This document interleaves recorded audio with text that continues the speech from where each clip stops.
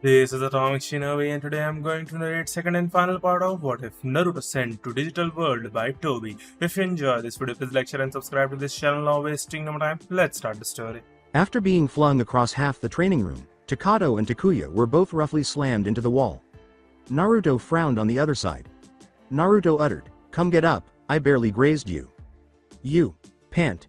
Say that, pant, but we aren't as, pant, trained as you," replied Takuya. Naruto gave an eye roll. "I've been training you for 2 weeks already. You ran through various simulations and are reading all my scrolls. You, pant. Forget that we, pant, just went through, pant, a training session, pant, in that Forest of Death simulation, pant, before you came," replied Takato, breathing heavily on the ground. After scowling for a while, Naruto gave his head a sheepish scratch. "Whoops, I forgot about that."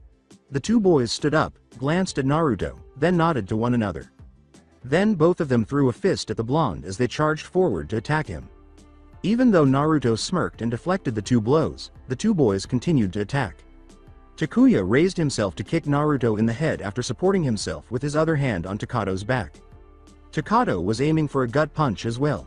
In order to harden and lessen the force of Takato's punch, Naruto released his fist and blocked the kick while directing chakra into his stomach. Naruto was pushed back a few inches when the punch made contact. In fact, he was grinning and genuinely surprised. "Wow. You guys got the whole teamwork thing down. Hell, that even hurt. You guys are improving faster than Masaru." Following their 2 hours of training, the two boys said, "Thanks," before dozing off on the floor. Naruto laughed. Naruto urged the two Digimon to move aside, saying, "You guys should get them into their rooms. We have a long day ahead of us tomorrow." One was a new Digimon, and the other was Guilman. He was a red lion as tall as Doraemon, and he walked on 2 feet. He wore wristbands with a yellow piece inside and a red metal piece in the center. The fur on his chest was mustard yellow. Another piece of metal on his head resembled the items on his wrist, with the exception that it was spewing fire. They also set fire to his tail. His head's fur gave the impression that it was on fire, but Naruto was only thinking that. "Though you could lighten up a bit," the red lion Digimon jokingly said. "Hey, Takuya can handle this sort of thing. Nah. He needs this Koronaman. I want him to be able to handle himself when you or I aren't around," Naruto replied. "I like it when my partner can actually fight alongside me," Koronaman said, before turning to face his partner. "Hey, still don't rough him up too much next time." Koronaman hefted Takuya onto his back with both arms. Then the Digimon moved in the direction of the door. Koronaman vanished after saying, "Besides, it's no fun if I can't get in any practice with him if you keep exhausting him like that." Guilman prodded his partner in the side with his tail and inquired, "Is Takato.mon okay?" The brunette groaned at this, but he was still unconscious otherwise. "Tell the red lizard, yeah, he's okay. Take him back to his room and then come down for dinner, okay?" Naruto said. After giving Takato a joyful nod, Guilman bit his shirt and pulled him from the room as well. Naruto looked to the room's corner as the red lizard departed. He was looking at the enormous interdimensional book in the corner when Wiseman appeared and asked, "Wiseman, what do you think of their training so far?" Wiseman drew lead. "They are progressing rather well. They have managed to tap into their chakra within a few days compared to Masaru. They also seem to have the ability to adapt to any situation rather well." Naruto smirked as he thought, that must come from their abilities to become Digimon. Wiseman nodded and asked, "How about their other training?" "Takato seems to be handling leaving Dats and the girl he likes rather well. He is always working and helping. He was taken a brotherly relationship with Akuto as well. As for Takuya, I must say he is rather resilient. After the blow to his pride and heart he is still upbeat and happy. It may come from his resolve to get stronger in order to protect his so-called daughter. He has also grown rather fond of Koronaman, seeing as the two are partners. They seem to have also created their own fighting style when they work together, just like himself and Takato." Naruto absorbed the news and nodded. "Thanks for the report." Wiseman said, "My pleasure, Naruto," and then vanished completely. After the talk, Naruto yawned and spread his arms wide. Before he left the room, Naruto told himself, after dinner and a shower, it might be a good idea to go to bed. Tomorrow is the first time we'll be opening our shop. Chika said, "Masaru, get up," to her brother. Agumon and Masaru remained asleep. They were left like that after their nightly outings where they beat down dangerous Digimon. Masaru said he didn't want to lose his skills when his mother questioned him about why he was doing this. He will resume his rigorous training when he next sees Naruto. He is currently still asleep because of this. A wild Garuruman had appeared close to the school where Chika went, and Masaru and Greymon had been fighting it off all night. The combined attack of Earth Release, Earth Dragon Missile and Mega Flame allowed the two to eventually defeat it, though it took some time. With greater force, Chika yelled, "Oni-chan, get up." Masaru muttered, "5 more minutes, mommy." Agumon had agreed and snored. By now, Chika's left eye was twitching wildly. The young girl filled a small bucket with water from the nearby bathroom sink across the hall. After that, she went back to the room and tossed it to her brother. Masaru yelled, "Gah!" and stood up. His gaze landed on his younger sister as he searched for the one responsible for the crime. He yelled, "What was that for?" Masaru looked at the clock and saw that it was 12:15. "You wouldn't get up. Besides, it's almost noon. Mom told me to tell you to get ready. We're eating out for lunch." When he got up, he said, "We're going to eat lunch." "Yeah, this new place sent us a free meal coupons." Masaru inquired, "So this place sent us some coupons for free food?" Then he smiled as he considered how much he would consume. "That's great. What's it called?" "It's called." I inquired inquisitively, "The cafe hidden in the leaves?" She was looking at some free meal tickets that Yoshino had received in the mail and said, "Never heard of it." Yoshino was informing the other female DATS members that there was another ticket inside. "Of course you haven't," Mikomi informed her relative. "It just opened today, though I wonder why Yoshino can get a free meal." "Maybe she knows the owner?" Carrie asked her sister. Yoshino frowned and thought, "I don't remember anyone opening any businesses like that. I still don't know who to take." "Why not take Kyoko?" Miki proposed. The older DATS officer at her station caught the girl's attention. She had been listening from the start of the conversation. Yoshino and the other younger girls nodded their heads in agreement, saying, "I mean, she has been down for the past few days. It might do her some good to get out of here, seeing as she has family troubles at the moment." Kyoko was pouting and cradling her stuffed Calamon doll in her room down the hall. She continued to cry in her bed, her eyes stinging. "What made you depart from Odo-san? Was there anything I did wrong for you to leave? Or did you get hurt by Okawa-san?" 2 weeks had passed since the legendary warrior of fire had left DATS and had not gotten in touch with them, and every time Kyoko asked her, "Mother, Izumi, about it," the blonde would simply say that everything was fine and continue to speak to Uncle Koji. It hurt her even more when she believed that he had returned, and she nearly ran to embrace him when she saw Agumon in the training room until she realized that Koji had somehow taken her father's spirits away from him. Kyoko wiped away the tears in her eyes and turned to face her mother as Izumi peered into her daughter's room. "Yes, Okawa-san," Kyoko answered. "Are you all right? You appear to spend more time alone and hardly ever leave the room," she inquired. When she mentioned her father, Izumi flinched. "I'm fine, Okawa-san," the little girl relied. I just miss Otou-san, that's all." Kyoko was very fond of Takuya and they bonded really well, although she used to call Koji Otou-san as well. She recently stopped doing so after Takuya left. "Is he ever going to come back?" With hope, Kyoko inquired. Izumi answered, I don't know, honey," but added, "Uncle Koji is here." "Uncle Koji is not someone I want. I want Otou-san." Kyoko started crying once more, and Izumi sighed as she turned to face her daughter. The blonde woman went to console her, but Kyoko turned away, still in tears. Izumi and Kyoko turned to face Yoshino as she said, "I hope I'm not interrupting anything," from the door. Izumi answered, "You're not disturbing anything, Yoshino-san," and she stood up to leave the room, turning to face her daughter as she did so. "You should just give up on him," Izumi said. After saying, "Takuya may never return," she left the room, and Kyoko started crying as those last words broke her heart. "Oh no," Kyoko sobbed into Kaishino's shirt as he rushed over to embrace the blonde young girl. "Shush, it's going to be okay," Yoshino tried to reassure the girl. "My Otou-san is missed." Kyoko sobbed into her shirt. The girl was visibly shaking as she cried. Yoshino just kept rubbing the girl's back as she cried. After a few minutes Kyoko calmed down, but still sniffled. Thank you, Yoshino-chan." "Don't worry, Kyoko. Hey, would you mind joining me at this newly opened cafe? Somehow, I was able to get 2 meals for free. So, what are your thoughts? I mean, it will give you some time away from here." Kyoko wiped away some tears and nodded. "Oh, okay." Kyoko stood up and started getting dressed, grinning up at Yoshino after donning a white dress and sneakers. "Let's go?" Yoshino nodded her head and returned the smile. "Yeah, let's go. Following the online map of the restaurant they were going to, Masaru, Chika, Sayuri, and an uncoordinated Agumon were all strolling along. "Are we there yet?" Agumon inquired. "No," said Sayuri politely. "Are we already there?" "No," Chika said with a hint of annoyance. "Are we already there?" "No. No. Oh no." Masaru shouted, pumping his fist into the air and looking at Agumon. His mom and sister face palmed at the sight, and Agumon's sweat dropped.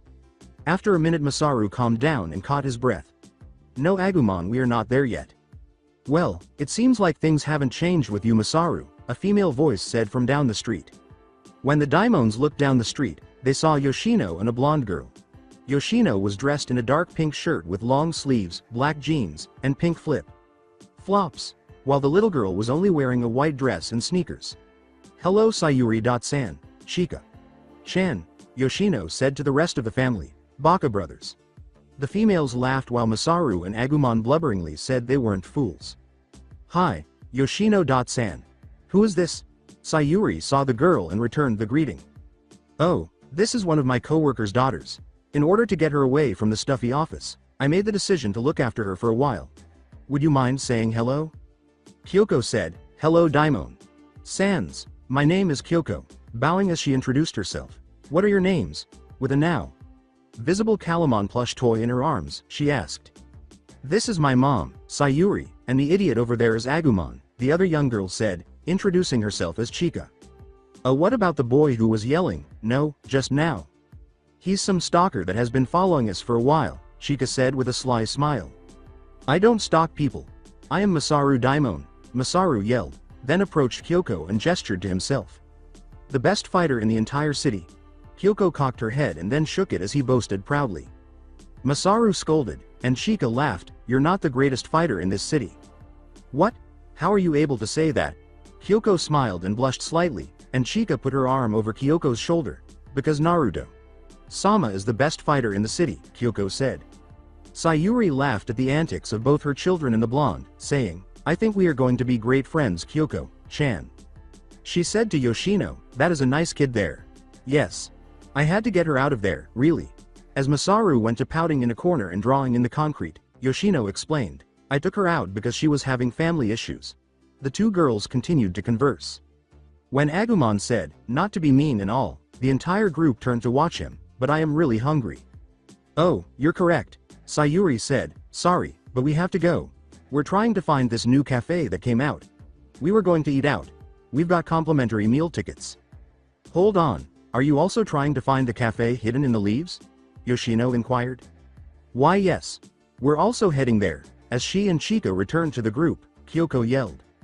"Does that imply that Kyoko-chan can accompany us?" Sayuri and Yoshino exchanged glances as Chika asked in a hopeful tone. "Obviously." Sayuri grinned and said, "We can go there together." The two younger girls exchanged glances and gave each other high fives. "Can we actually start right now? I'm going hungry." When the group arrived at the restaurant a few minutes later, they were staring at it and could hear a number of people inside the building laughing and chatting. Agumon complained, which made everyone laugh, with the exception of Masaru, who was still pouting. Yoshino remarked, "I assume this is the correct location. Shall we enter, then?" After hearing the bell ring and hearing a female voice greet them, the group nodded and proceeded through the double doors. "Hi there," a female employee greeted them. The group noticed that she was wearing a Chinese dress with a slit on the left side that extended down to her ankles. The dress's bottom had oriental dragons of the same color, and Yoshino scowled because her body fit the dress well and she wasn't as mature as the girl, whoever she was. Masaru couldn't stop staring, despite his futile attempts to control his drool. "Huh?" The group heard the voice go. "Ah, Yoshino-chan?" The group finally looked up and saw that the one helping them was Jun. Jun hugged her fellow maroon-haired friend and Yoshino finally noticed that Jun was serving them. Her hair was put up into a bun that had chopsticks in them. "You finally made it," Jun yelled. "Hey, Jun, what are you doing here?" Yoshino inquired. "Duh," said Jun cheerfully, "I work here. Let me have my assistant get you a table. He will serve you." Jun turned around and covered her mouth with her hands. "Takuya. 6 people can eat at our table," she yelled. Masaru quickly cleared his mind of his thoughts while no one was looking. He was swooning over the figure of Jun, the girl he had known for a day or two and whom he assumed to be an ordinary girl. "I'm on my way." A male voice that made Kyoko perk up. Coming from around the corner was a brunette man who had wild untamed hair in the front, while the back was ponytailed. He was wearing a Chinese suit as well. His black overall, except for the middle of the shirt which was a deep red, that was also seen on the cuffs of the shirt. Takuya was also wearing black silk pants. "So table for 6 Jun?" Takuya inquired. Oto-san. With a faltering voice, Kyoko spoke, and Takuya glanced down to see his daughter. Kyoko-chan. He muttered, his eyes sparkling and his face breaking into a broad smile upon seeing his daughter. Kyoko-chan. Oto-san. The blonde girl shouted. She ran to his opened arms and they hugged. The girl began crying again, but this time they were tears of joy. "I missed you Otou-san. I missed you too, Kyoko," Takuya said, nuzzling the young girl's hair. The daimon, Jun, and Yoshino watched the endearing scene of the two people cuddling until someone's voice broke, drawing their attention.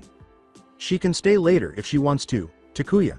Now, I'm not one to break these things up normally, but we do have customers to tend to," Naruto said, glancing at two people who were hugging each other.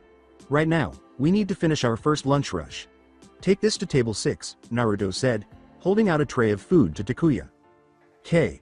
The blonde girl nodded, and Takuya walked away to a table and brought them their food. "Stay right here, okay Kyoko," he said, ruffling his daughter's hair. "I'll come talk to you after the lunch rush." Agumon nodded and ran into the kitchen, following the signs, saying, "Agumon, go into the kitchen, Doru and Ryuda are waiting for you." Naruto turned to the group and grabbed a bunch of menus, and they finally noticed what he was wearing. A white chef shirt and gray slacks, with a white apron over his pants so that his normally wild hair did not fall into the food. When they reached the table, he sat them all down and handed them their menus, saying, "How about I start you off with something to drink?" He pulled out a notepad and asked. Masaru said, "I'll take." First. Naruto gave a slight scowl in response. "No alcohol for you," he said. "All right. I'm going to have some root beer." Sayuri said, "Tea for me please," and Naruto nodded, noting it down. "We'll also have tea." Chika and Kyoko both responded simultaneously. Yoshino said, "I'll have water." Naruto nodded and promised to return. As they waited, the group took in the cafe's atmosphere, which included a small bar in one corner with a sign stating that it opened at 9 o'clock at night, a lot of dragon statues, as well as some tiger ones, and some paintings depicting either feudal Japan or China. 8 tables occupied the center of the restaurant, with booths lining the walls. It was then that they realized how many people were actually working, as only Takuya and Jun appeared to be running tables, despite the fact that they were doing a great job catering roughly 20 different tables without any issues. Masaru muttered, "Naruto must be a chef then." His eyes widened, and he grinned madly. "Naruto is cooking. What makes his cooking so unique?" Chika inquired. "I forgot you never ate any of his food," Yoshino said, adding that Naruto is an excellent chef. He once prepared a basic bowl of ramen, and one ate 4 bowls of it after just 1 bite. With a dreamy expression on their faces, the 2 teenagers sighed, and Masaru said, "I ate all the curry he made once." Yoshino-chan, it can't be that good, can it? Kyoko inquired. Naruto returned with their drinks and said, "You'll just have to taste it. Are you guys ready to order?" "Let me have 20 gyoza, pot stickers," Masaru joyfully exclaimed. "I'll have the tendon, which is a rice bowl with shrimp or vegetable tempura instead of beef tendon like we Americans eat." "Please, both kinds of tempura," Yoshino said. "All right.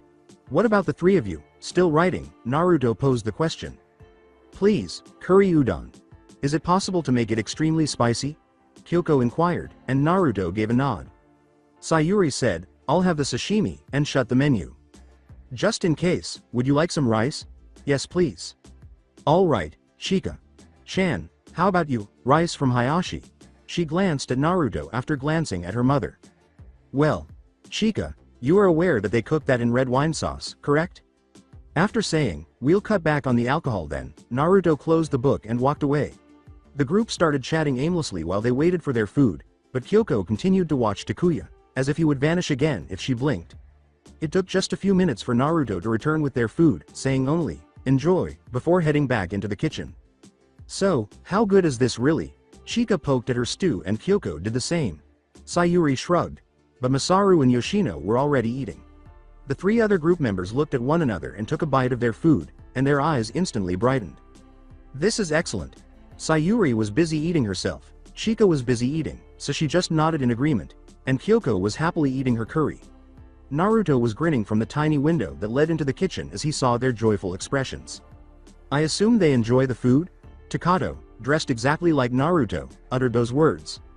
We both made it, of course, right? Naruto smirked in response, then turned to watch Agumon eat some Guilman. Shaped curry bread, a bread with curry inside a beside the real Guilman. But I must admit they're enjoying it too. Takato laughed and returned to cooking, while Naruto continued to observe.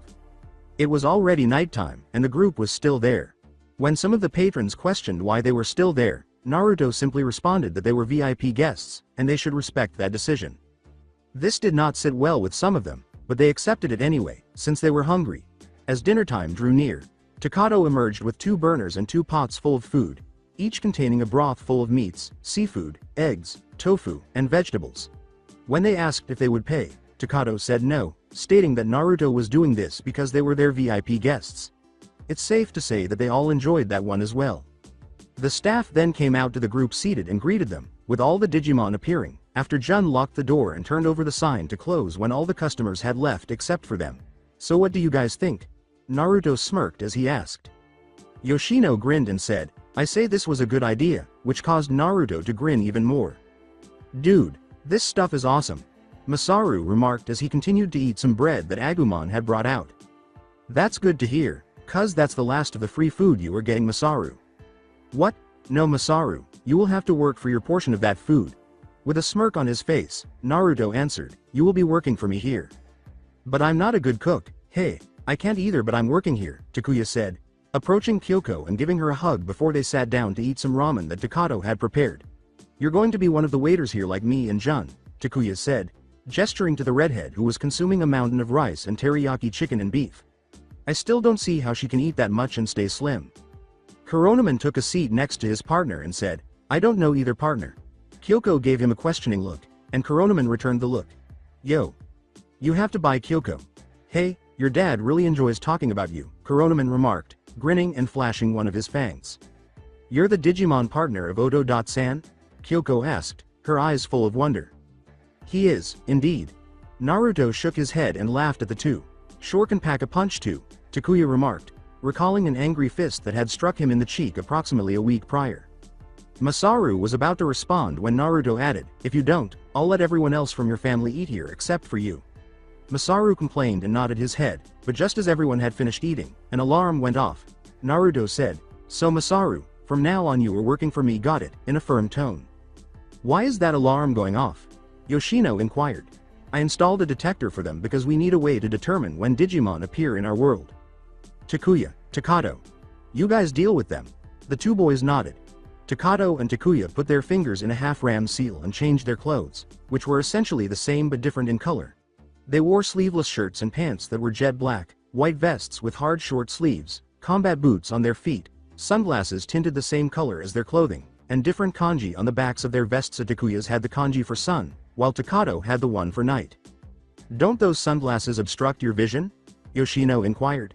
No, they behave more like video game HUDs. Naruto clarified, they have a map, night vision, infrared, etc. Hello. While Takuya and Kuronaman vanished as their bodies caught fire and gradually burned away from the scene, Takato and Guilman vanished with a flash of lightning, the two yelled. What if we watched them? A big screen appeared in front of them as Naruto asked. Takuya and Kuronaman emerged atop one of the city's many skyscrapers, the roof frozen over, and a tall white humanoid Digimon stood in the middle of the building, standing at a good 8 feet tall, with 2 white demon horns on its head and giant torn bat wings attached to its back. Its body was incredibly thin, with many belts on it, and its arms extended all the way up to its knees, with the right hand holding a red middle finger. Its luminous red eyes had been fixed on Takuya. Takuya muttered to himself, Ice Devilman, and Kuronaman was already growling at him from beside him. What is this? Is a young boy playing with his cat? Ice Devilman laughed aloud. When Kuronaman said, hey, we're here to send you packing back to the digital world. I hope you give it a shot. A cold shower. Ice Devilman flew up and flapped its giant wings and sent a barrage of icicles at the partners. Both jumped away and landed on the frozen roof that Ice Devilman was previously on. As Takuya landed, the fallen angel Digimon appeared behind him. Frost Claw. Ice Devilman smirked as he lowered his icy arm onto Takuya, who made no attempt to avoid him. Koro Knuckle. Kuronaman shouted as he slammed a flaming fist into Ice Devilman's head, careening him to the right. Ice Devilman recovered midair by flapping his wings, but was surprised when another flaming fist hit him square in the jaw, courtesy of Takuya. This had Ice Devilman slam into the roof. Good job, partner. You too, Takuya said to Coronaman, but it's not quite over yet. Wing Razor. Ice Devilman shot forward, his wings spread wide. Takuya and Coronaman rolled out of their way, but when they turned around they saw the boxes that were previously behind them got sliced by his wings. Zero freeze. From the air Ice Devilman shot a white beam out of his eyes that froze the floor it hit. Zero freeze. Corona Flame. Takuya was going through some hand seals next to Coronaman, who shot flames out of his forehead to neutralize the attack. Fire Release. Burning Ash Pile. When Takuya yelled, Coronaman extinguished his fire and stepped aside, causing Takuya to spew ash into the air, covering the entire area and obstructing Ice Devilman's view. Oh, you cretins, where are you? According to Takuya, he had just ignited a large quantity of gunpowder, causing the cloud all over Ice Devilman to explode. The evil Digimon fell from the cloud towards the roof. Ice Devilman shouted as he shot random ice attacks in every direction. He heard a small clicking sound and his world turned red. Now, Coronaman. Petite Presence. After he tackled Ice Devilman, causing the leftover ash to explode as well, Coronaman covered his entire body in flames. After the dust settled, Ice Devilman was barely upright and had its left horn broken. Coronaman then stood back beside Takuya. Do you have anything else? Ice Devilman inquired, and Takuya frowned because this item was far more robust than he had imagined. Boss, let's use that move, Coronaman said. Takuya nodded, and then his features changed. His hair turned wilder, his fingernails became claws, his teeth became fangs, and his eyes became slits. The once famous warrior of flames became more ferocious, and the two partners exchanged glances before rushing forward. A cold shower. The two fire users successfully avoided the attacks or melted it with the flames coming from their bodies, which Takuya was doing by flaring his Kaden chakra. When they were close enough, they turned on their feet and spun quickly while releasing flames, resembling two burning tornadoes. Ice Devilman yelled as he sent another barrage of fire at them. Blazing piercing fangs in a duel. When the attack was over, the two stopped spinning and landed on opposite sides of the roof from one another, looking away from each other. In the center, Ice Devilman burst into flames before changing back into a Digiegg that floated back into a small digital gate and then to the digital world. The two shouted in unison as they attacked, passing by Ice Devilman and hitting him with their attacks before moving in opposite directions and then slamming into him multiple times. According to Coronaman, hey, not even worth the time, as he placed his hands on the back of his head. Anyway, Takuya said, let's go back, I want to see Kyoko again. The two then vanished in the same direction. When where the Digimon is, said Guilman and Takato as they appeared close to a tiny, deserted factory with numerous pipes above it. Shogun Sword. A voice cried out. Takato and Guilman looked up to see a ghost-like dragon made out of ghastly blue flames coming towards them. Takato grabbed Guilman and jumped down a set of pipes as the dragon impacted where they were standing, causing it to crumble. Looking up, Takato saw a samurai-like Digimon. It had samurai armor covering its shoulders, arms and knees that were all a dark brown. On its head was a helmet of the same color, but in the center was a golden demon head item. This piece of armor covered everything, save for the mouth and the slits for eyes. His chest had a faded dark green shirt with a brown sash at the waist. His pants were also faded, but it was a lighter shade of green compared to his shirt. On his back was a tattered purple cape. In its right hand was a large katana with dying blue flames.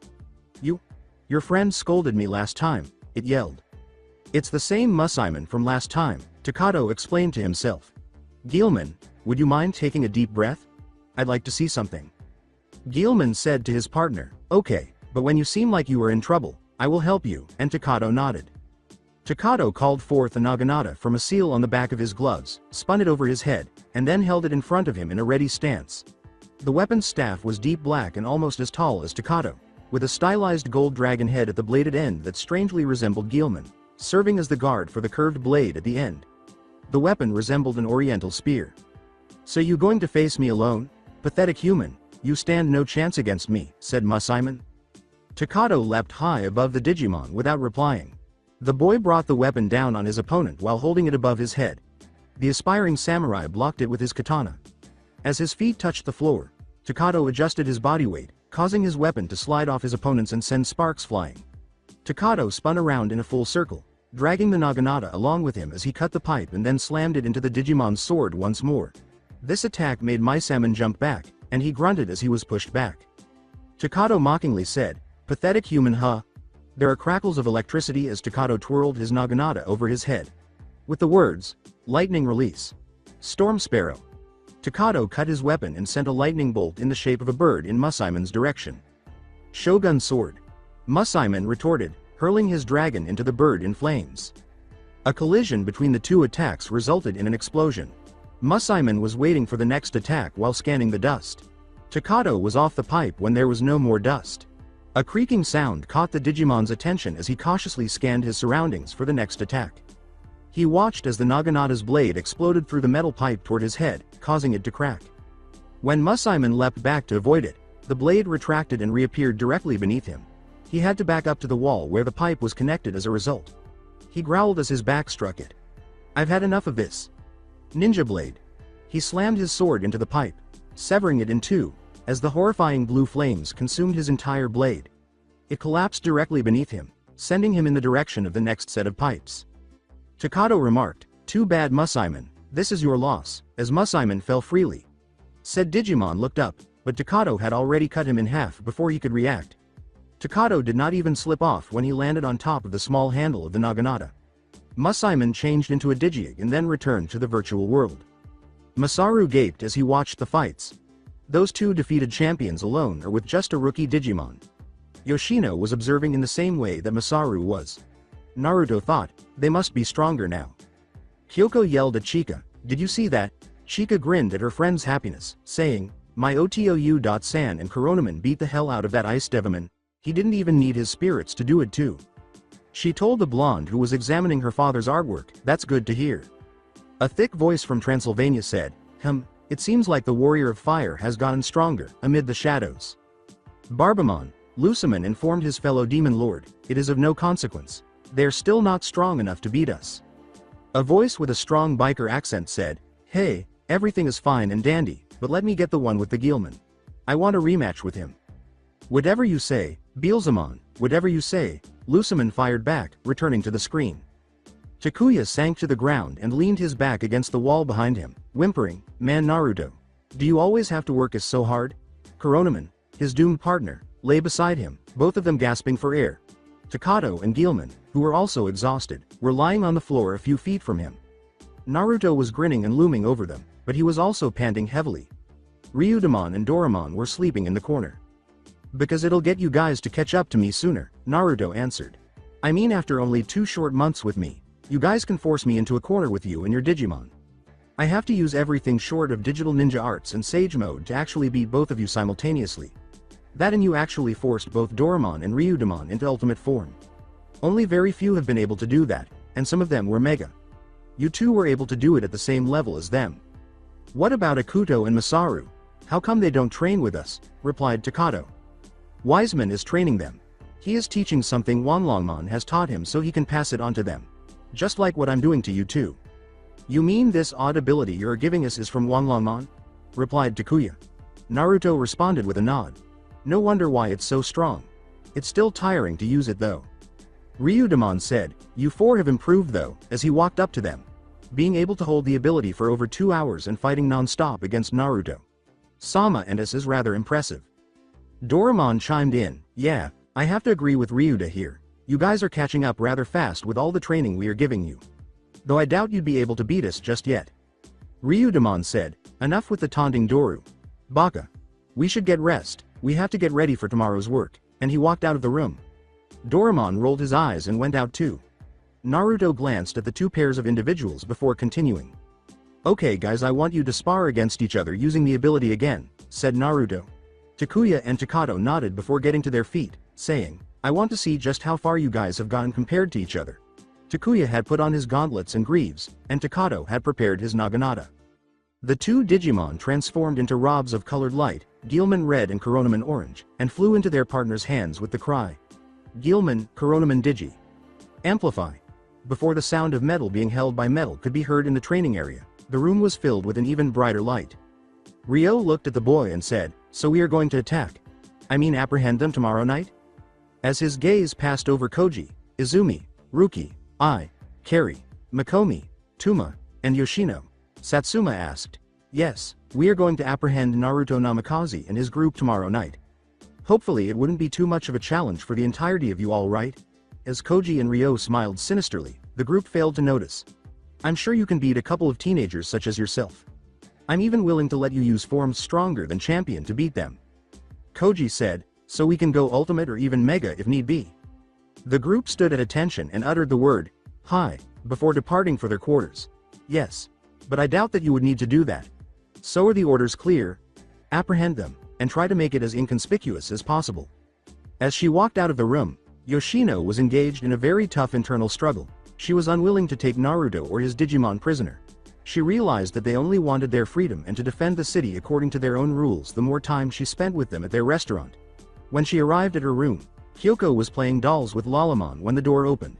Kyoko said, "Hi Yoshino.ne. Upon seeing the red-headed person. Looking down at the girl, Yoshino grinned. Following their initial encounter at the cafe hidden in the leaves, Takuya begged Yoshino to look after Kyoko in his place. The two girls have been inseparable ever since Yoshino agreed. Kyoko received someone she can truly talk to about her father in the facility, while Yoshino received the younger sister she had always desired. Through some kind of ninja maneuver, Naruto managed to enroll Kyoko in the same class as Chika and get her enrolled in school. Chika, Kyoko, and Takuya were always appreciative of the blonde for that. Yoshino saw him wave it away after they thanked him, stating that all he wanted was for the girl to be happy. Yoshino returned the greeting, "Hello Kyoko-chan," and they embraced. "What are you up to?" "Playing with Lalamon. Mom is too busy with Koji to play with me anymore. Besides Oto-san was the one who always played with me." Yoshino said, "Ah, I see," as she started preparing her uniform for the following day. "Got a mission?" Yoshino almost spat the final word out. "Yeah. We are going to be capturing some fugitives," I said. "Huh? Commander has finally ordered the capture of your two-san and everyone else at the cafe." Kyoko's eyes widened as they gasped, "No. Don't worry, they don't know they run the cafe at all. They're going to draw them out with some wild Digimon and then confront them." Kyoko started to hold the Calamon doll tightly, worried, "This is bad. Oto-san might get hurt." "Kyoko-chan," Lalamon said, "Don't worry." Kyoko nodded her head as she sat on the bed and considered what had just been said. "I know they will be able to protect themselves." Lalamon drifted toward Yoshino and looked at her anxiously. She would tell them? According to Yoshino, "I think we should, but Dats would get suspicious." Chagnez Kari had made the decision to go grocery shopping alone the next day. Kari sighed as she strolled down the street, her white skirt nearly caught in the wind. "I wonder why Mikomi never offers to help me get these anymore," she said. In order to protect herself from the strangely cold wind that day, she zipped up her pink jacket. The list she was holding had slipped and flown away when the wind grew stronger. The brunette exclaimed, "Oh no," as she sprinted after the paper in an attempt to catch it before it flew off. She called out over the throng, "Can someone pick that up?" Kari watched as someone leaned over and took the list in their hands. It was a male voice asking, "You dropped this?" Kari was running after the piece of paper and was trying to catch her breath. When she saw who had picked it up, she stopped talking. "Why yes thank." Her list was in Naruto's hands as he stood before her. "What are you doing here?" Naruto gave an uncertain response, "On the way to buy groceries." When he made a slight attempt to pass her, Kari gave him a suspicious look and asked, "Why, what do you think I was doing in broad daylight, in civilian clothing?" He walked past her, sidestepping her. That, even by my standards, was strange. After him, Kari yelled, "Hey, wait up." The girl rushed up to Naruto, who sighed. "Can I help you?" When Kari told him, "I'm not letting you go on without me watching over you," the girl crossed her arms over her chest and walked beside him, saying, "Who knows what you were planning, instead." When they got to the store, Naruto sarcastically said, "Oh yes, I'm going to try to destroy the world with a gallon of milk now, aren't I?" He grabbed a cart and started gathering the items he needed. Kari said, "Who knows, maybe you'll make some sort of milk bomb with it," as she started gathering essentials for her home. "I mean, you spent some time in the digital world, you would probably know something about that type of thing." Naruto hefted a few potatoes into his cart and said, "Yes, and I know how to make a machine gun out of potatoes now, don't I?" She exclaimed, "So you do know how to make them?" "Okay, I know this will come out as an insult, but don't you know what sarcasm is?" Deadpanned Naruto. Oh. Kari's face flushed with shame. As he carried on shopping for food, Naruto rolled his eyes. "So why are you in the store then?" Like I said, buying food. You know how hard it is to feed all those mouths at my place. Especially the Digimon, they're like bottomless pits, Naruto sighed. Carrie laughed a little next to him. So who are you feeding tonight? Naruto laughed and shook his head, saying, just Mikomi and Yoshino. Our Digimon don't eat as much, but if you give those two something they like they just won't stop eating it. As they kept buying food, Carrie nodded and said, sucks being the cook, huh? The two walked around for a few more minutes, getting what they needed, and then they both went to the counter at once. Carrie broke the silence by stating, you know you aren't as bad as I thought you were. As his belongings were scanned, Naruto scowled and asked, what gave you the impression I was a bad person? Well, you did run from us, and that one time we fought I thought you were going to rape me and you beat up the rest of our. Carrie stood there for a moment before Naruto moved aside to let her pay for her belongings. Okay. I get it, geez. I'm sorry for that, but I had to look out for my friends, okay. How would you like it if your Digimon friends got taken away from you? She said. Before Carrie responded, the two left the store after she finished. Well, I'd be really sad if they were taken away from me.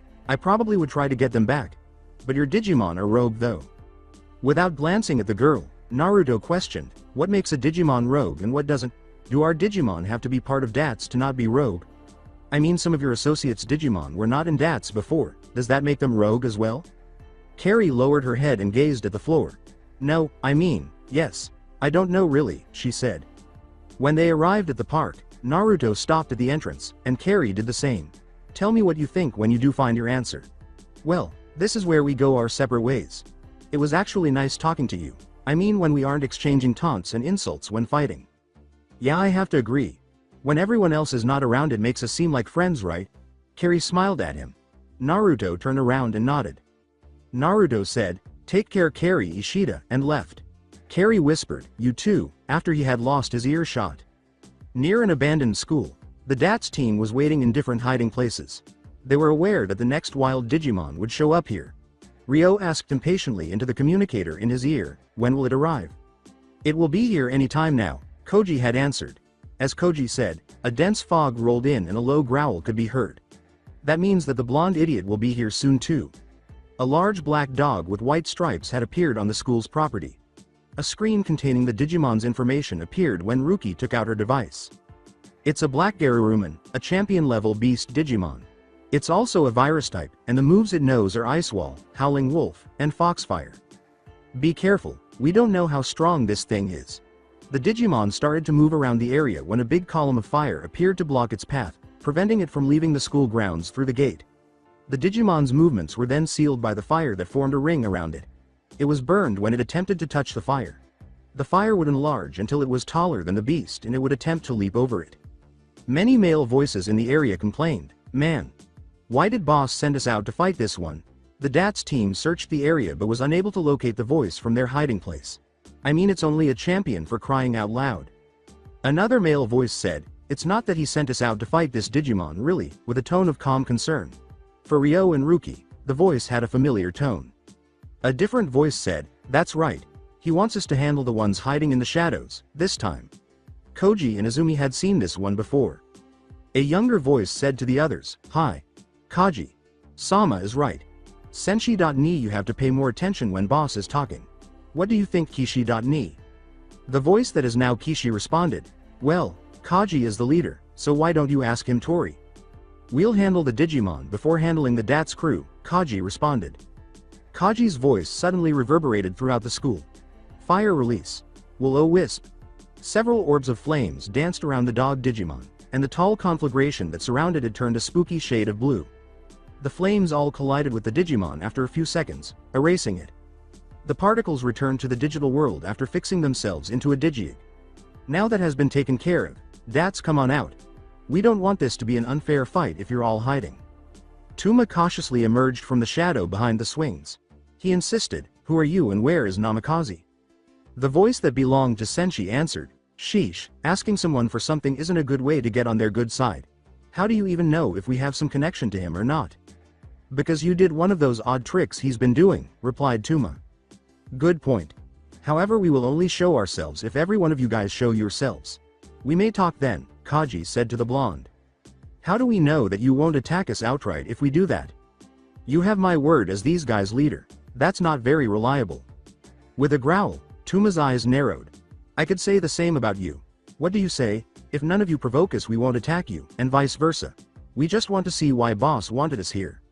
Ruki, I, Yoshino, Mikomi, and Koji cautiously emerged from hiding under the words, fine. Everyone report to me immediately. There, now show yourselves. Kaji mockingly remarked, no deal. There's still a few of you missing. Tuma snarled but forced Ryo and Carrie to come out. This seriously is everyone. Now come out here.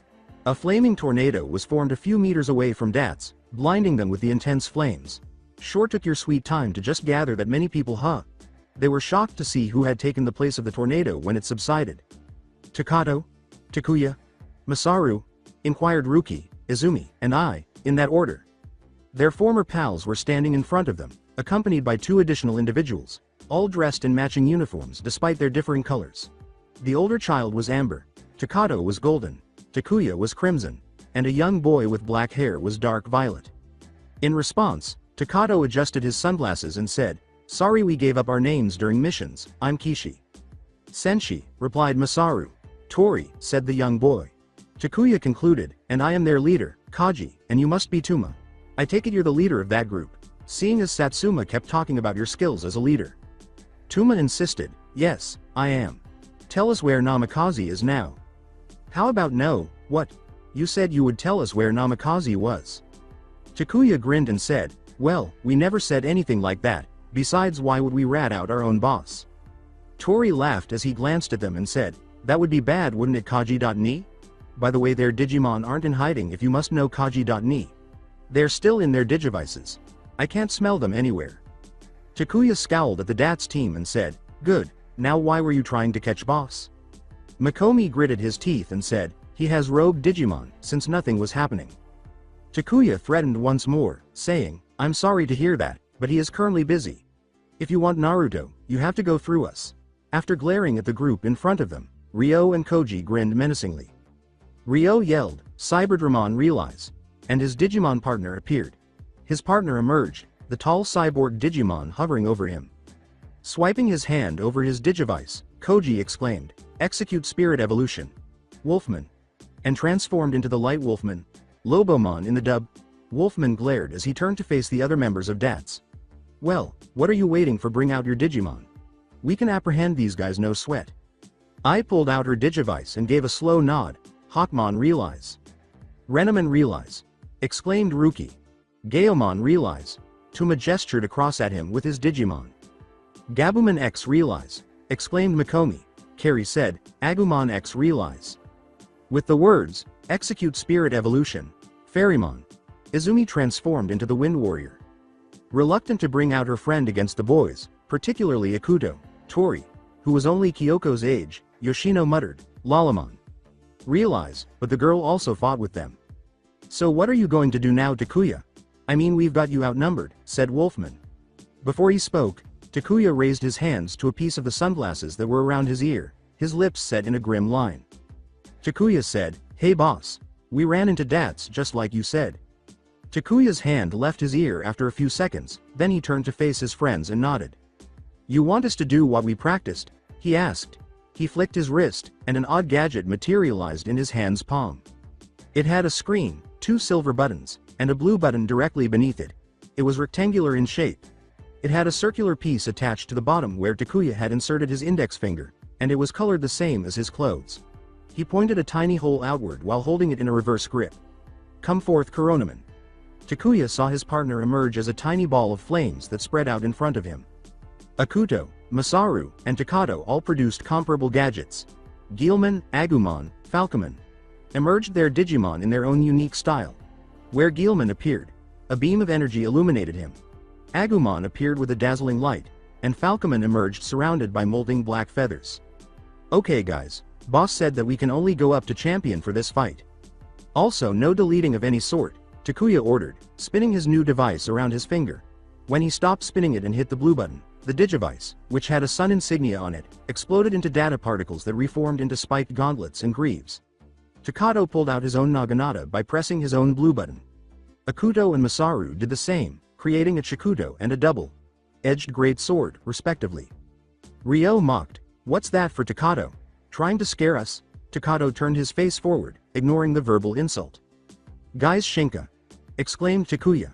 All 4 Digimon simultaneously yelled, Koronaman, Guilmon, Agumon, Falcomon Shinka, as they glowed the same shade as their partner's attire. 4 new creatures had emerged when the light had gone out. Geogramon stood behind Masaru. Gromon, a larger, more muscular version of Guilmon with blade-like appendages on each arm and white hair running down it from the back of its head to between its shoulder blades, was standing behind Takato. Peckman, an ostrich-like Digimon with a large red tail and ninja attire, was standing next to Akuto. At last, a large red lion on 4 feet stood proudly beside his partner in front of all the Digimon. It had 2 big red wings and a mane of blonde hair. Its legs were encircled by tiny bangles with flame, producing objects on the side that resembled Pokeballs. There were larger versions of the bangles on the back legs. Flames also came from the beast's tail. It had a headpiece that resembled an ornament and produced flames on its head. He was the lion flying in the sky. To some Digimon, Pheramon, but most people would never know about him. There was no data available when the DATS personnel pulled out their Digivices to examine its details. No data? That's odd. I was sure we had data on most of the Digimon, said Tuma. With the exception of Cyberdramon, Fairymon and Wolfman, all DATS members had their champions out after hearing the words, whatever the case, evolve too if you need to. In their wake were a Sunflowmon, a Gaugamon, an Aquilamon, a Greymon X, and a Garurumon X. In anticipation of the opponent's next move, the 2 groups stood facing each other. Ryo yelled because he was tired of waiting. The ultimate briefly displayed concern before taking off to pursue the red lizard. Cyberdramon beat Gromon to a pulp, he exclaimed. Gromon attacked, launching a potent fireball from its mouth in the direction of the ultimate with the command, Exhaust Flame, Pyro Blaster. The flying creature was approaching from Gromon's blind side after abruptly altering its course. A red-orange blur with a flaming paw rushed towards the lizard when he was just a few meters away. The red lion yelled, Fira Claw, as Cyberdramon was sent into the jungle gym after being scratched by his claw. Keep up your guard, Gromon. Hi, said the red lizard. Split up, Takuya commanded, and the 3 other fighters swiftly vanished into other areas of the deserted school, taking their Digimon with them. Go after them, Tuma yelled, and he and I pursued Masaru, while Mikomi, Kari, and Yoshino pursued Akuto. Ryo and Ruki pursued Takato, leaving Takuya and Pheramon alone in the open field. Their alleged friends faced them. He had stabbed his great sword into the ground while he waited for his opponents, and Masaru and Geogramon stood in front of a small dead garden. Halt! He heard Tuma exclaim. Are you serious? Halt! These days, who the devil says that? Masaru spoke in an agitated manner. Avoid making fun of Tuma-kun. You will never be as intelligent or sophisticated as he is. Masaru was using his pinky to clean his ears when I yelled. Well, Masaru said, I only heard blah blah blah, he's a prick blah. Why are you so impolite, Aquilamon? Hold on, avoid attacking, Tuma yelled, but it was too late. The enormous bird's mouth opened, releasing rays that resembled rings. Laser blast. Extreme flame. As the smoke cleared, Masaru was seen flying Aquilamon with his blade in his hand. When he met the bird's gaze, he raised his great sword, which was the same size as himself, and used the flat part of the blade to swat the bird Digimon to the ground. Georgiemon yelled as he ejected a monstrous flame from his mouth. Aquilamon, as she ran to her partner, I yelled. Tuma said to his Digimon, Gaugamon captured the Geogramon while his partner was in the sky. Yes, master. A spiraling blow. Geogramon turned just in time to be struck by the tornado, which caused the enormous orange lizard to skid back, after Gaugamon released a green whirlwind from his mouth. Is that it? That's nothing compared to Tori's wind, the lizard grunted, glancing at the blue dog. Mega Blast. A blast of energy was ejected from his mouth, hitting Gaugamon directly on the chest. Gaugamon was forced back a couple of meters. When the beast stopped skidding, Masaru dropped right in front of him and slammed the side of his blade into the Digimon's face. The boy then jumped away as Geogramon rushed forward. Horn Impulse. Using his 3 horns, he rammed into the wolf, sending him into the air. Mega Burner. Following an unrelenting barrage of fire on the enormous wolf Digimon, Geogramon transformed back into Agumon, and the 2 companions departed with Shunshin. I was holding Hawkmon in a similar position to Tuma as he watched Gaugamon collapse to the ground, evolve back into Gaomon, and become unconscious. How did they do that? They didn't even plan anything, they just went in and beat us with brute force, he asked himself. With Mikomi frowning at him and Carrie and Yoshino looking anxious about a fight with a child, Akuto bowed and said, "It is nice meeting the champions similar to Boss," as he and Peckman grinned at the three girls. The two had led them to an empty pool that was covered in shadows. Because Boss said I had the same quality as him, even though I might not be as strong or have good leadership abilities as the other three. What would that be, then? Mikomi joked, "Are you a ninja?" Precisely. Akuto retreated into the darkness and vanished from view, and Peckman did the same. Triangle formation. Girl. Carrie yelled, "Greymon X." The three girls positioned themselves back to see where the boy would emerge from, and their Digimon continued to scan the area, attempting to do the same. A purple blur emerged from the shadows to the left, made a pass at Greymon X, and then disappeared again, leaving the giant lizard on his knees with blood streaming from his legs. Greymon X. Carrie yelled, and a couple of feathers flew out from another part of the pool, struck Geruruman X, cutting him before exploding on impact, leaving the wolf sprawled on the ground. X Geruruman. Mikomi whispered worriedly. Akuto then appeared before Sunflowmon, doing an upward cut with his Chikuto up the middle the Digimon and evolving it back into Lalamon. He sent an apologetic look at Yoshino, the entire time he did it. He then jumped back into the shadows. "Carrie, let's do it. Let's defeat this child. X Geruruman. Digiquip." Geruruman X got up and turned into a sapphire orb. It flew into Mikomi's hand and transformed into a blue revolver with a wolf's head depicted on the long barrel. The grip was a white color and the axe was white as well. Geruvolver. "We apologize, but we also don't want to harm you people. We were able to contain our attacks in that way, which is why we injured your Digimon. You might not have the strength to deal with us fighting like that," Akuto said in a worried voice that reverberated throughout the pool. "You brat, stop talking. We're bringing you. Carrie.na.san. Please help me," Mikomi said, hissing as she launched a large blue, energized shot into one of the pool's corners, causing the entire area to explode, leaving only dust and rubble where the corner once stood. Carrie nodded, then extended her hand and forced Greymon X into it. When she received her weapon, it was an elaborate orange dao with an orange blade, and the guard of the sword was a picture of Greymon's head. Whispering, "Grey.Dao, Carrie said. When Akuto told them, "Nay.San, just let us go and we'll not hurt you," Mikomi simply shot another area in response. They heard the little boy sigh, and then the area darkened abruptly as something covered the moon. Mikomi looked up and saw Peckman hovering over them. "Kanai wing."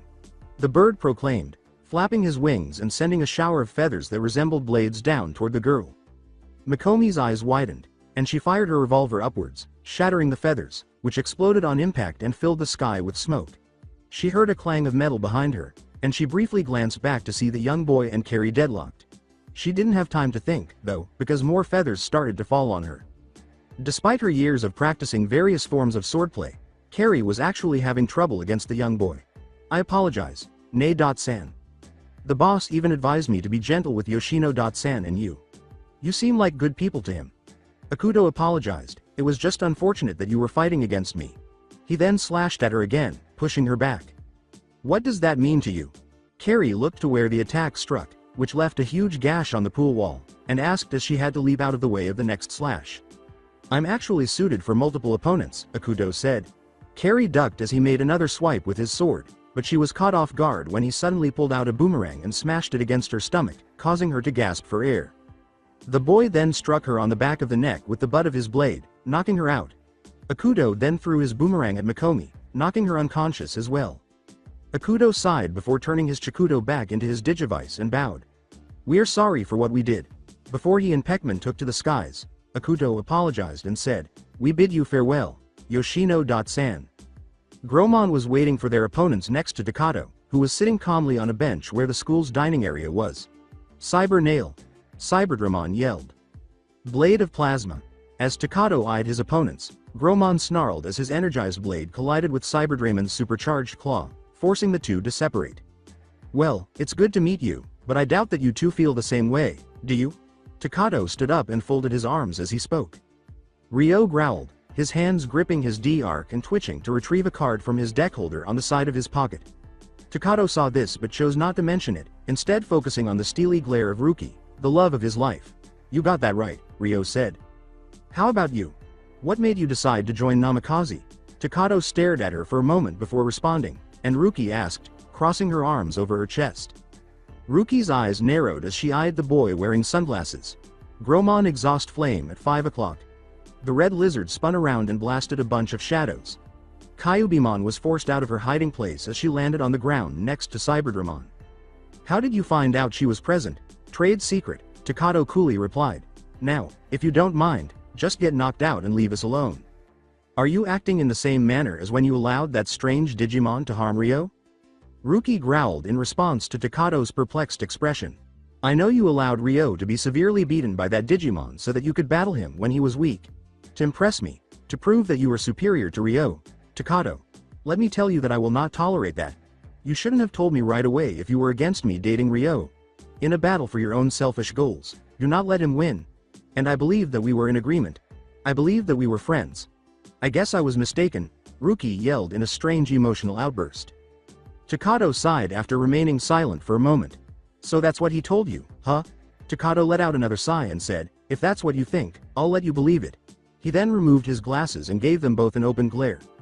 But I wouldn't do anything like that, Takato said. Even if the lie was plausible enough. Ruki saw his irises briefly slit before turning around. Are you accusing me of lying? You're a bigger fool than I imagined, he.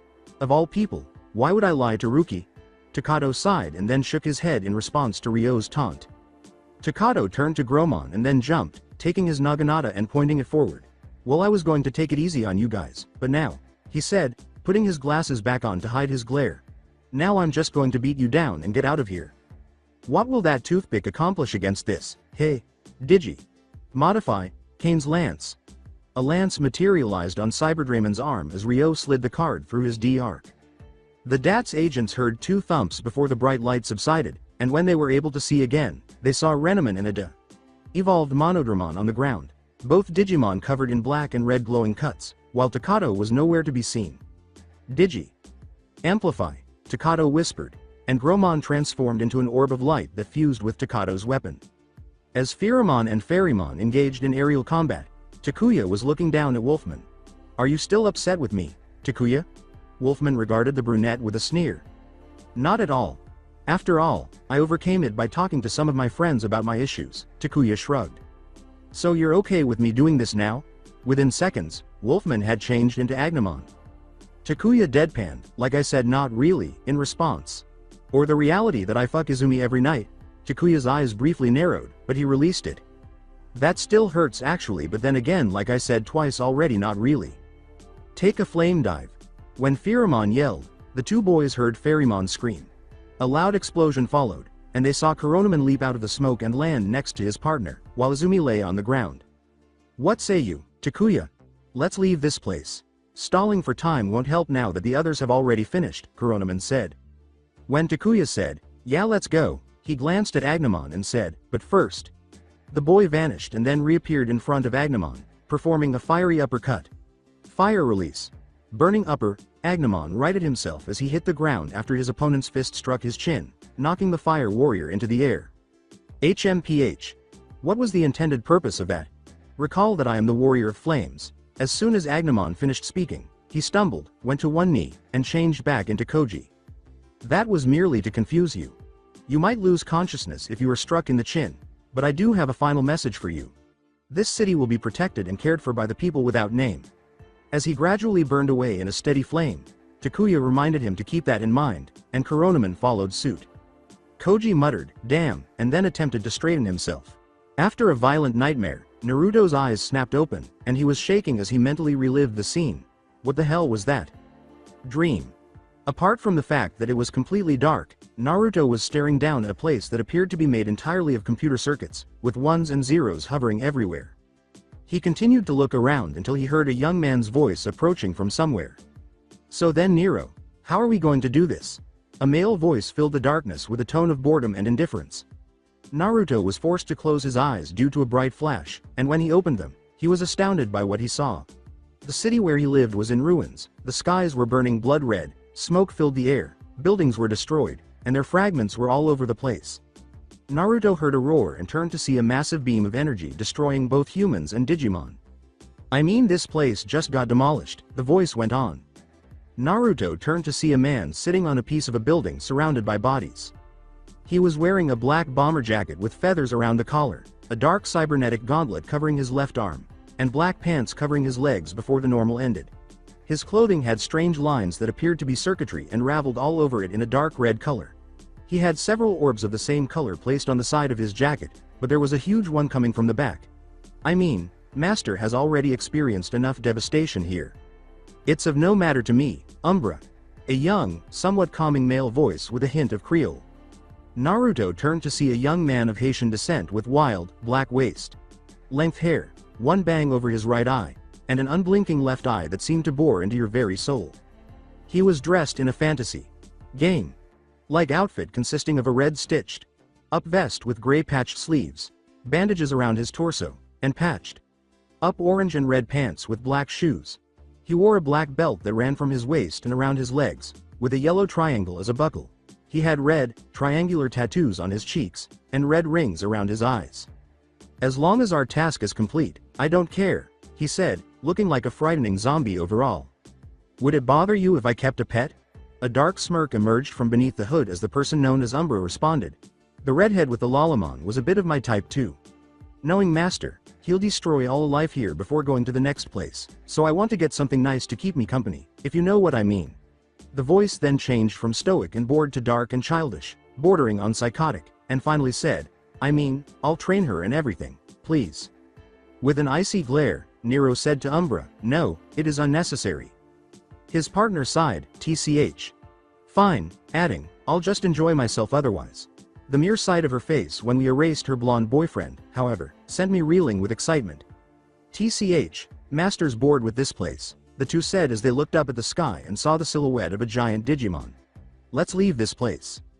The Digimon from above then sent out a mass of lasers, disintegrating everything they touched, and when it reached Naruto, he woke up. HMPH. Umbra vanished in a flash of golden feathers. Nero then turned and stared directly at Naruto, his only visible eye unblinking, before turning again and vanishing in a burst of blue flames. Dream end? That was some creepy dream. Naruto murmured. If that means anything, we're going to be in some deep troubles. In the meantime, data was combining into two masses in a hidden world that lay between the human and digital realms. As the data masses started to take shape and color, there was a sudden flash of azure flames and golden feathers, and two figures appeared in the midst of the lights. The figure in the flames had two triple-bladed swords in his hands, and was wearing patched clothing with one unblinking eye visible, while the figure in the feathers had both eyes staring. Damn, I was beginning to think Master wasn't going to call us yet. How many digicores do you think we need until he wakes up, huh partner?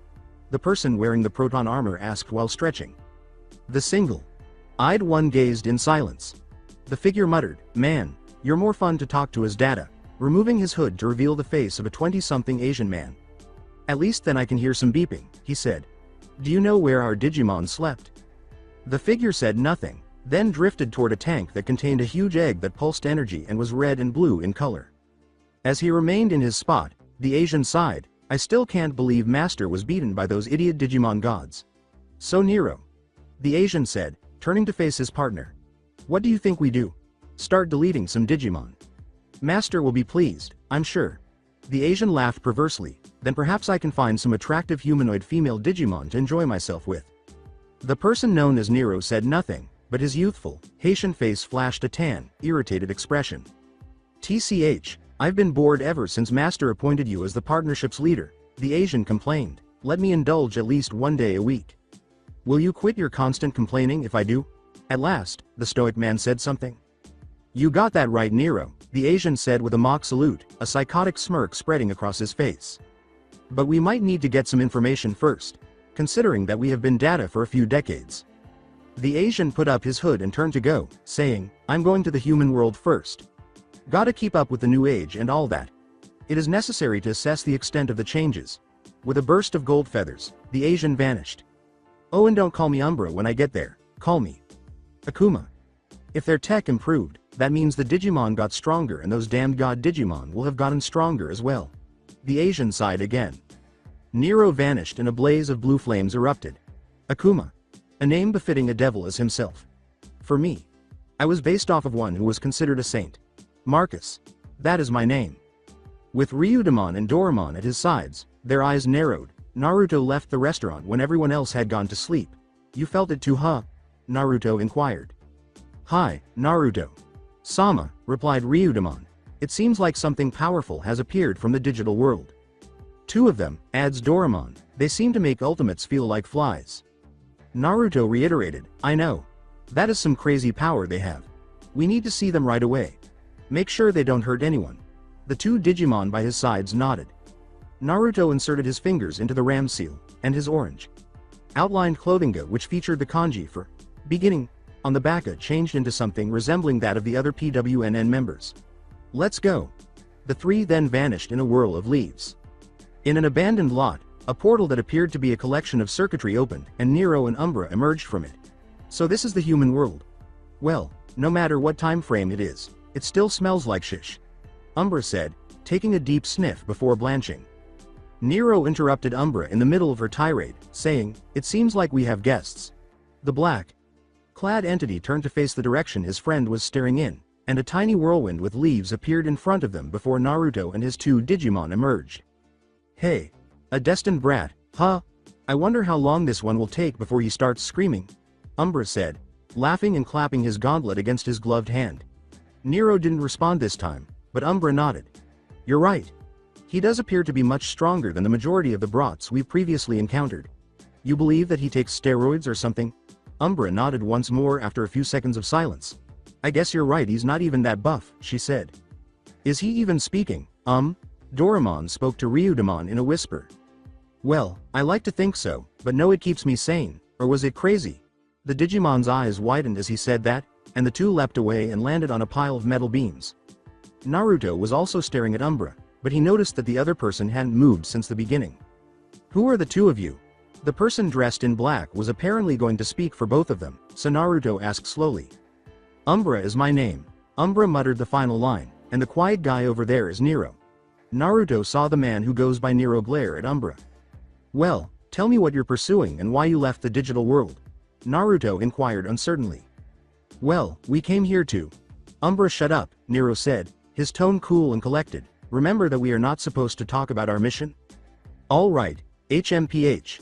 Now that Naruto and his partners had regrouped and were holding a sort of meeting, Umbra sniffed, anime tears streaming down his face. Go ahead and take my fun away. While Nero merely glared at everyone, Umbra was crying comically and drawing in the dirt. I don't think those two are stable, Naruto whispered. I mean, look at them. Ryudamon concurred. I understand what you mean, Naruto. Sama. Are you certain that these are the supposedly extremely strong men who emerged from the portal? Doraemon inquired. Yes. I'm positive it's them. What are all of you whispering? As he entered the group huddle, Umbra inquired. Oh no. Once more taken aback that this individual had come within striking range without their knowledge, Naruto and the two Digimon yelled. Oh no. In response, Umbra yelled. Nero yelled, Umbra. Stop messing around. But I can't enjoy myself. When his partner's glare intensified, he interrupted himself, saying, and messing with the destined idiots is just as good as a good foo. Umbra turned to Naruto, a crazy smile spreading across his face, and said, well, seems like I have to kill you guys now. In order to suck up to Master, the fearless leader over there wants to move quickly. If you weren't so good at doing your job, Umbra, I would have killed you by now. Honey, I also adore you. Where was I before I was, rudely, interrupted? Umbra joked. Yes, indeed. Murdering you. The trio prepared as Umbra appeared to disappear from view. Be careful, guys. Naruto said to the two Digimon, it looks like they are finally beginning to attack. They both nodded, but before they knew it, Doraemon and Ryudamon were smashed into a wall a good few kilometers away from Naruto. Doru. Ryuda. A blade tip at Naruto's neck stopped him as he was about to run to them. As he attempted to cut Naruto, Nero said, you should not worry about them as much, when you are in trouble yourself. Gazing at the screen, Mickey said, sir, I think we have a problem. What is it? Commander Satsuma inquired. He was already concerned enough when the majority of his agents had returned from their fight against the people with no name, PWNN, where the Digimon were primarily injured and the only humans who suffered any harm were Izumi, Koji, Mikomi, and Kari. However, the damage was minor and unimportant, and now there was a more serious issue. According to the blonde operative, two very powerful entities have appeared on the radar, and it also seems that the leader of PWNN has engaged them. When Satsuma said, put it on the large screen, the woman nodded, and the battle between Naruto and the two newcomers was shown on the screen. Doraemon and Ryudamon were engaged in combat with Umbra, who was laughing as he dodged both jutsu and attacks, while Naruto was evading Nero's attacks as he continued to push forward with his blades. By this point, some of the non-injured had entered and were observing the battle. As Naruto barely avoided being beheaded, Yoshino gave Ryo a little glare but turned back to the screen. "I can't believe Ninja Boy is having trouble," Ryo sneered. "He must be weaker than I thought." Satsuma made a remark that caught the attention of onlookers. "It's not because he is weak that he is losing," he said. "He is losing because he has no information about the opponent, and he seems to be gathering it during the fight. He most likely did it to outdo our lot." Tuma sat down and started recording the fight onto a station, suggesting that now might be a good time to do the same. Ruki concurred. "Blondie is right. We need info on every one of these people," as she started working on a computer as well. The others appeared to observe the proceedings. Watching his brother prepare to strike, Doraemon rolled to the left as Umbra slammed his fist into the ground, making a miniature crater. Release of lightning. Illusionary darkness. The target turned around as he sensed an energy approaching him, and Ryudamon released a burst of electricity from his mouth toward Umbra. "Oh, what is this?" he asked like a child. As the jutsu came closer to him, he grabbed it with his gauntlet hand, not even feeling any pain. This had surprised both of the Digimon. "Now this is interesting," Umbra exclaimed as he looked at the jutsu that was still trying to hurt him. "Hey Nero. It appears that these destined brats were indeed unique." While his tipped sword clanged against a kunai, Nero was busy meeting blades with Naruto, and he glanced at Umbra as if to ask him a question. "Apparently, these guys are capable of more than just attacks. These ones can use rather new moves. Sort of like us." Umbra grinned at his opponents while smashing the lightning jutsu in his hand. For different reasons, Ryudamon and Nero both said, "I see," simultaneously. "Just finish them off already." "All right." Umbra spun around and flicked his wrist in the direction of Ryudamon, who had no time to react. A purple energy erupted from his opponent's wrist, trapping Ryudamon in an energy net of some kind. The same purple energy emerged from Umbra's hand as a blade. "Think of it as a lightsaber. I'll kill you first, since you seem to be thinking more than that idiot." "Hey, I'll prove to you who is a fool." "Fire release. Blaze driver," Doraemon yelled. The whole jutsu was cancelled out as he struck the energy blade, and Doraemon's eyes widened.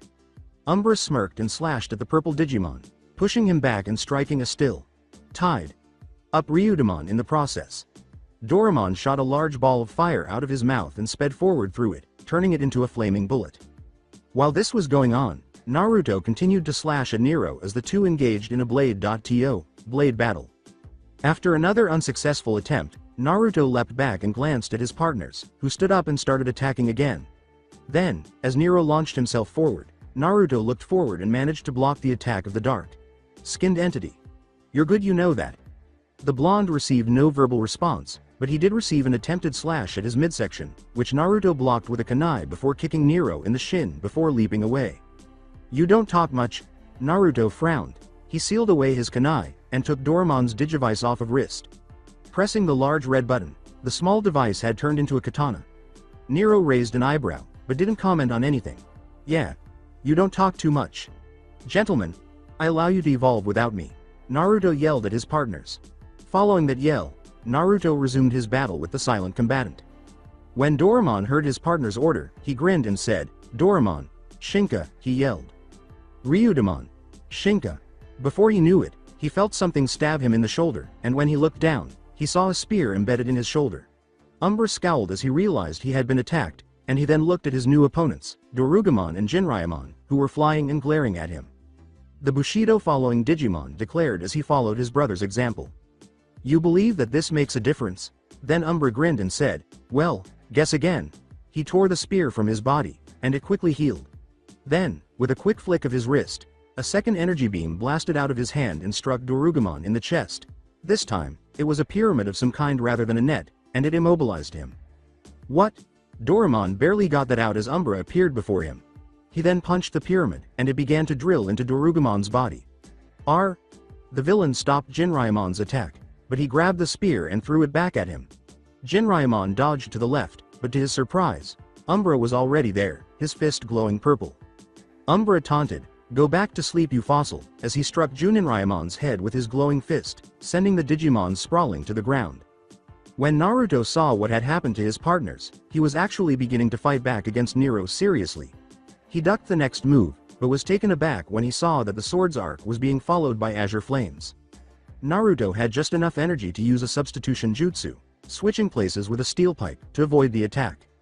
"Won't the three of you assist him?" While Naruto was barely holding off the people, Takuya had his eyes fixed on the screen in front of him, and he was watching with the same intensity, but you could see the worry on his face. Akuto, on the other hand, was starting to pace, and their Digimon were too busy sleeping to do anything. All four of them were in the training room, watching the fight unfold on a monitor. Junjun shouted at the other three residents of the restaurant. "We're not going to help him," Takuya said at last. "What? Why don't you? He helped you, but you're not going to return the favor," the girl yelled as she seized him by the collar of his shirt. "He is not taking this seriously, so we won't assist him."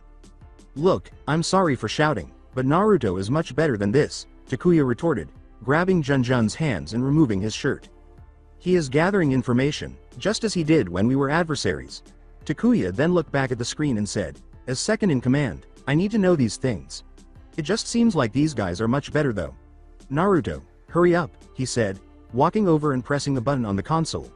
"I don't want to go unless he really needs the help. Yoshino is crying too, if my suspicion is correct, and you're making a girl cry over here. Are they in tears?" Naruto was hiding behind some crates when Takuya heard him reply, "Damn. Fine, I'll finish this up." "You'd better. Don't worry, everything will be okay," Takuya said, turning around to see the girl was crying and staring at the screen once more. He gave her a small smile and held her while she sobbed into his chest. After hearing Takuya's words, Naruto sighed and scowled.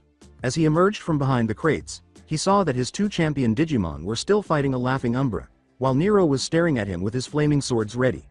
"Guys, stop playing around," yelled Naruto. "Now take them out." Nero raised an eyebrow as Naruto's eyes changed.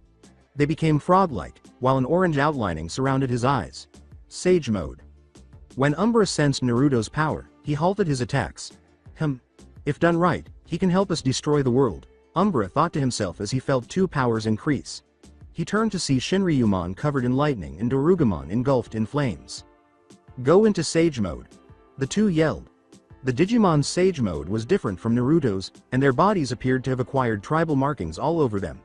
Dorugamon's golden eyes turned red, and red flame. Like markings appeared all over his body, while Shinryumon's eyes were blue, and his armor. Like body was etched with blue lightning marks. Umbra was unable to react as the two blasted him with both fire and lightning. "What?" Just as Shinryumon head-butted him and Dorugamon slammed his tail into his stomach, Umbra muttered. "Fire release. Cannonball barrage on fire." Dorugamon parted his lips and launched more than a dozen massive, flaming metal balls at Umbra from the front. "Lightning release. Shower of static spears."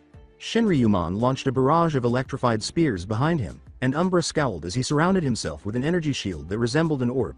He could feel both attacks striking the shield, and he was scowling even more as fissures started to appear. "Udama Rasengan." Naruto shouted as he slammed the glowing mass of rotating chakra into Nero. The dark-skinned entity frowned as his blades were broken by the attack when he tried to defend against it. He then dodged a punch, but he felt something hit him against the cheek. Nero glared at Naruto, as he got ready with another move. Senpo. Rasen Shuriken. Naruto hurled the move in Nero's direction. Nero said, "Umbra. Use it," for the first time since the battle started. Slasher with a photon. The three heroes heard Umbra shout out from within his shield. A gigantic purple blade erupted from the shield and cut down the attacks pelting it. The blade then met against the hurtling Rasen Shuriken and sliced it in half, destroying the technique. When the three sages looked at Umbra, his face changed a little. All of his teeth were sharpened into something like a shark, making the grin scary as hell. His entire eyes were yellow and no other color was prevalent in them, and he was laughing even more.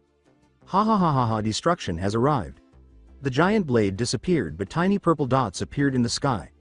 Photon rain. As Nero leapt away, millions upon millions of tiny photon needles were aimed at the three.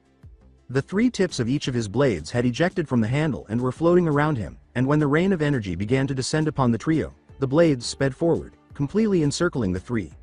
Azure Reaper. Naruto turned around and saw that Nero had experienced something similar. His long black hair had turned into the azure flames that he was using, and even the small bang that covered his eye had been lifted, revealing the two fully orange eyes. Before finishing with both hands raised in the air, Naruto made a series of hand gestures, including DNA, Gaia Force. Damn. Didn't want to do this early in the game, but... A huge ball of heat formed between Naruto's hands as energy started to seep out of the earth itself, and he threw it up towards the photon rain before it burst into multiple streams of energy that destroyed both oncoming attacks. The large flash that resulted from the attack blinded both Nero and Umbra, and when the light subsided, Naruto and his group were gone. Leavable for behavior, Umbra shouted, his voice full of fury, yet it came out comical. They got away. He was so angry that he was already tugging at his hair. I'm going to murder them when I see them again. Like his partner, Nero said, be quiet, Umbra, adding, it seems like that specific destined was chosen by a digital god. Yeah. He must have been if he could pull off moves like that, Umbra sighed, but his crazy grin came back. That must mean they're scared of us. Goody. Then he started to clap his hands. Let's go back and inform the master. These incidents were enlightening. After that, may I go shag something? Umbra asked with a horrible Austin Powers impersonation. Nero frowned and disappeared in a burst of blue flames. Umbra smirked and shouted into the air. You didn't say no. Funny. Then, in a flurry of golden feathers, the madman vanished.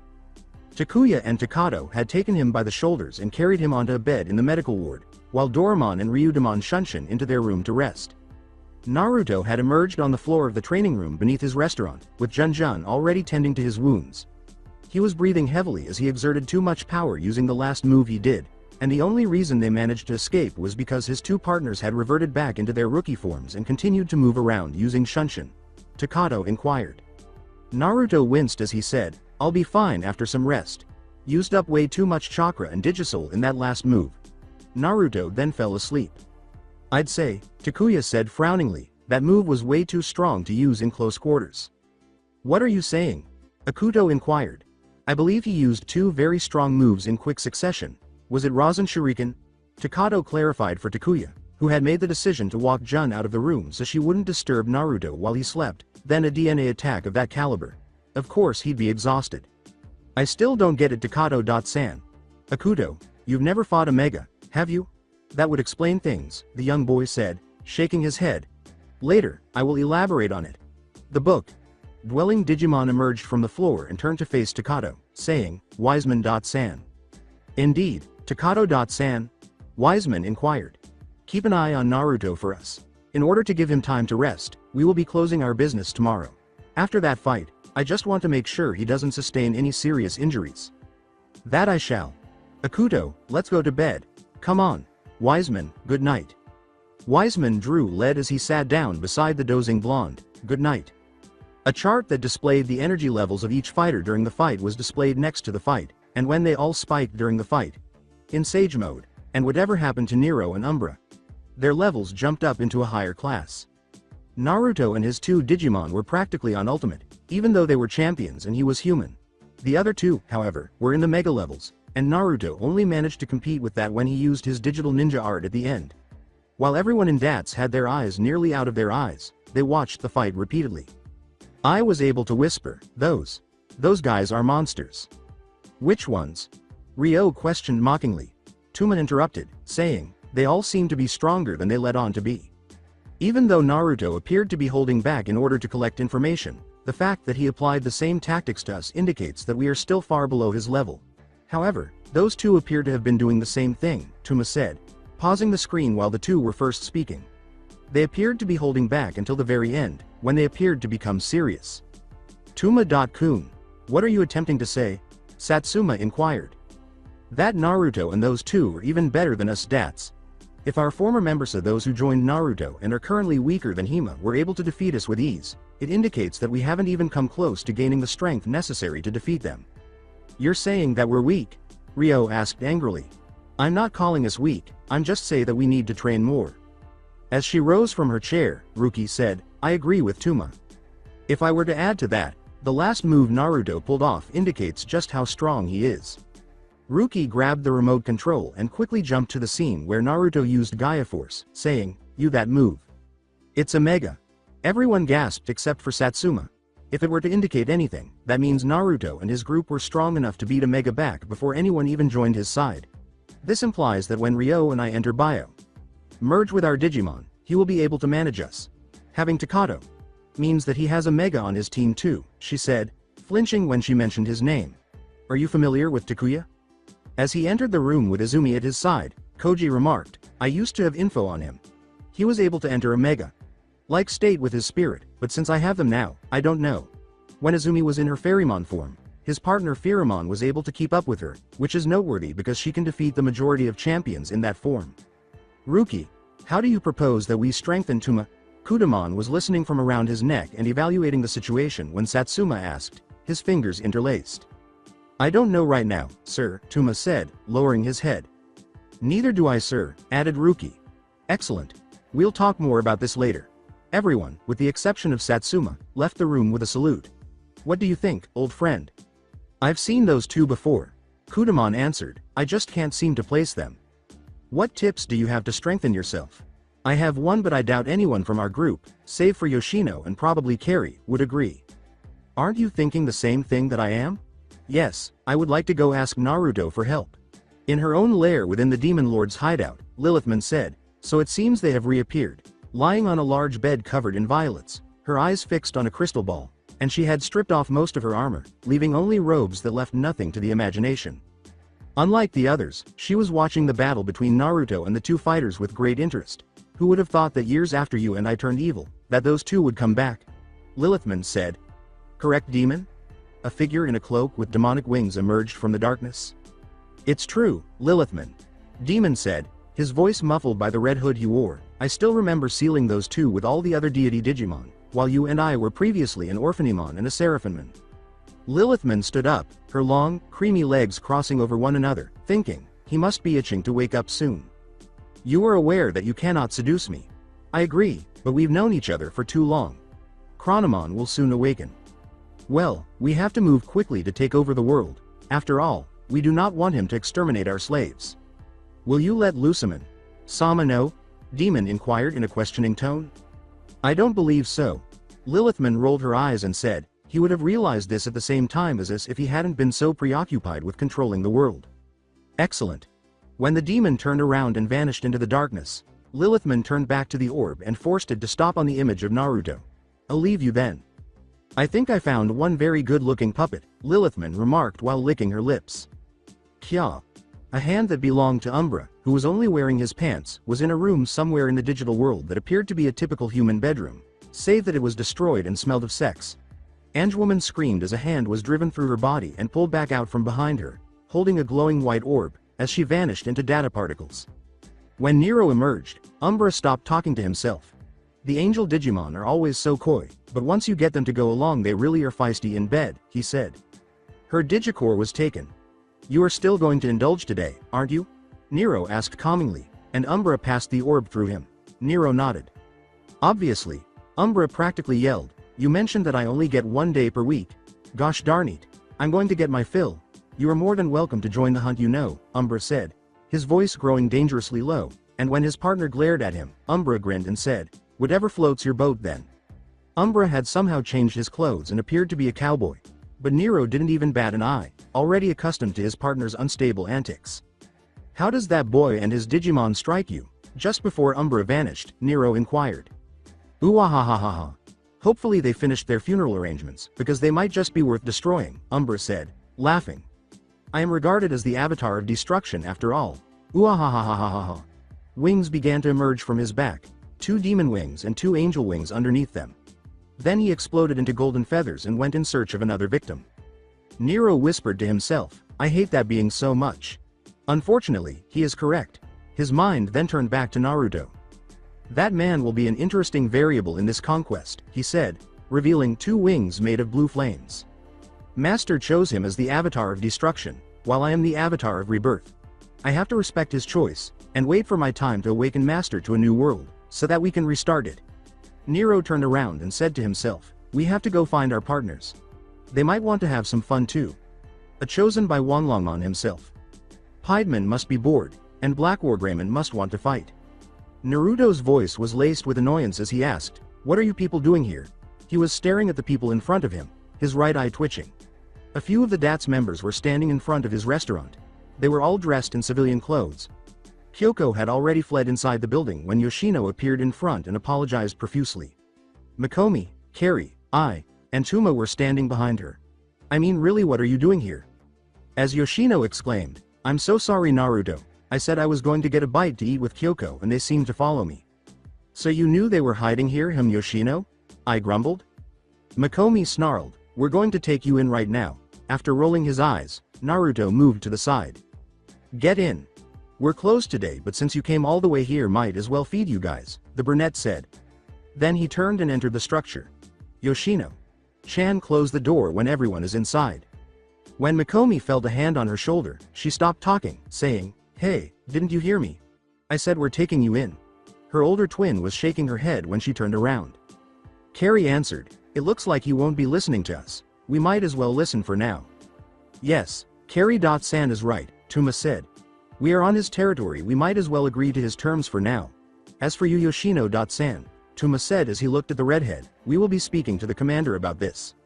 After saying, Hi Tuma.san, Yoshino sighed. The fact that the restaurant was deserted when the group arrived demonstrated that Naruto was telling the truth when he said it was closed.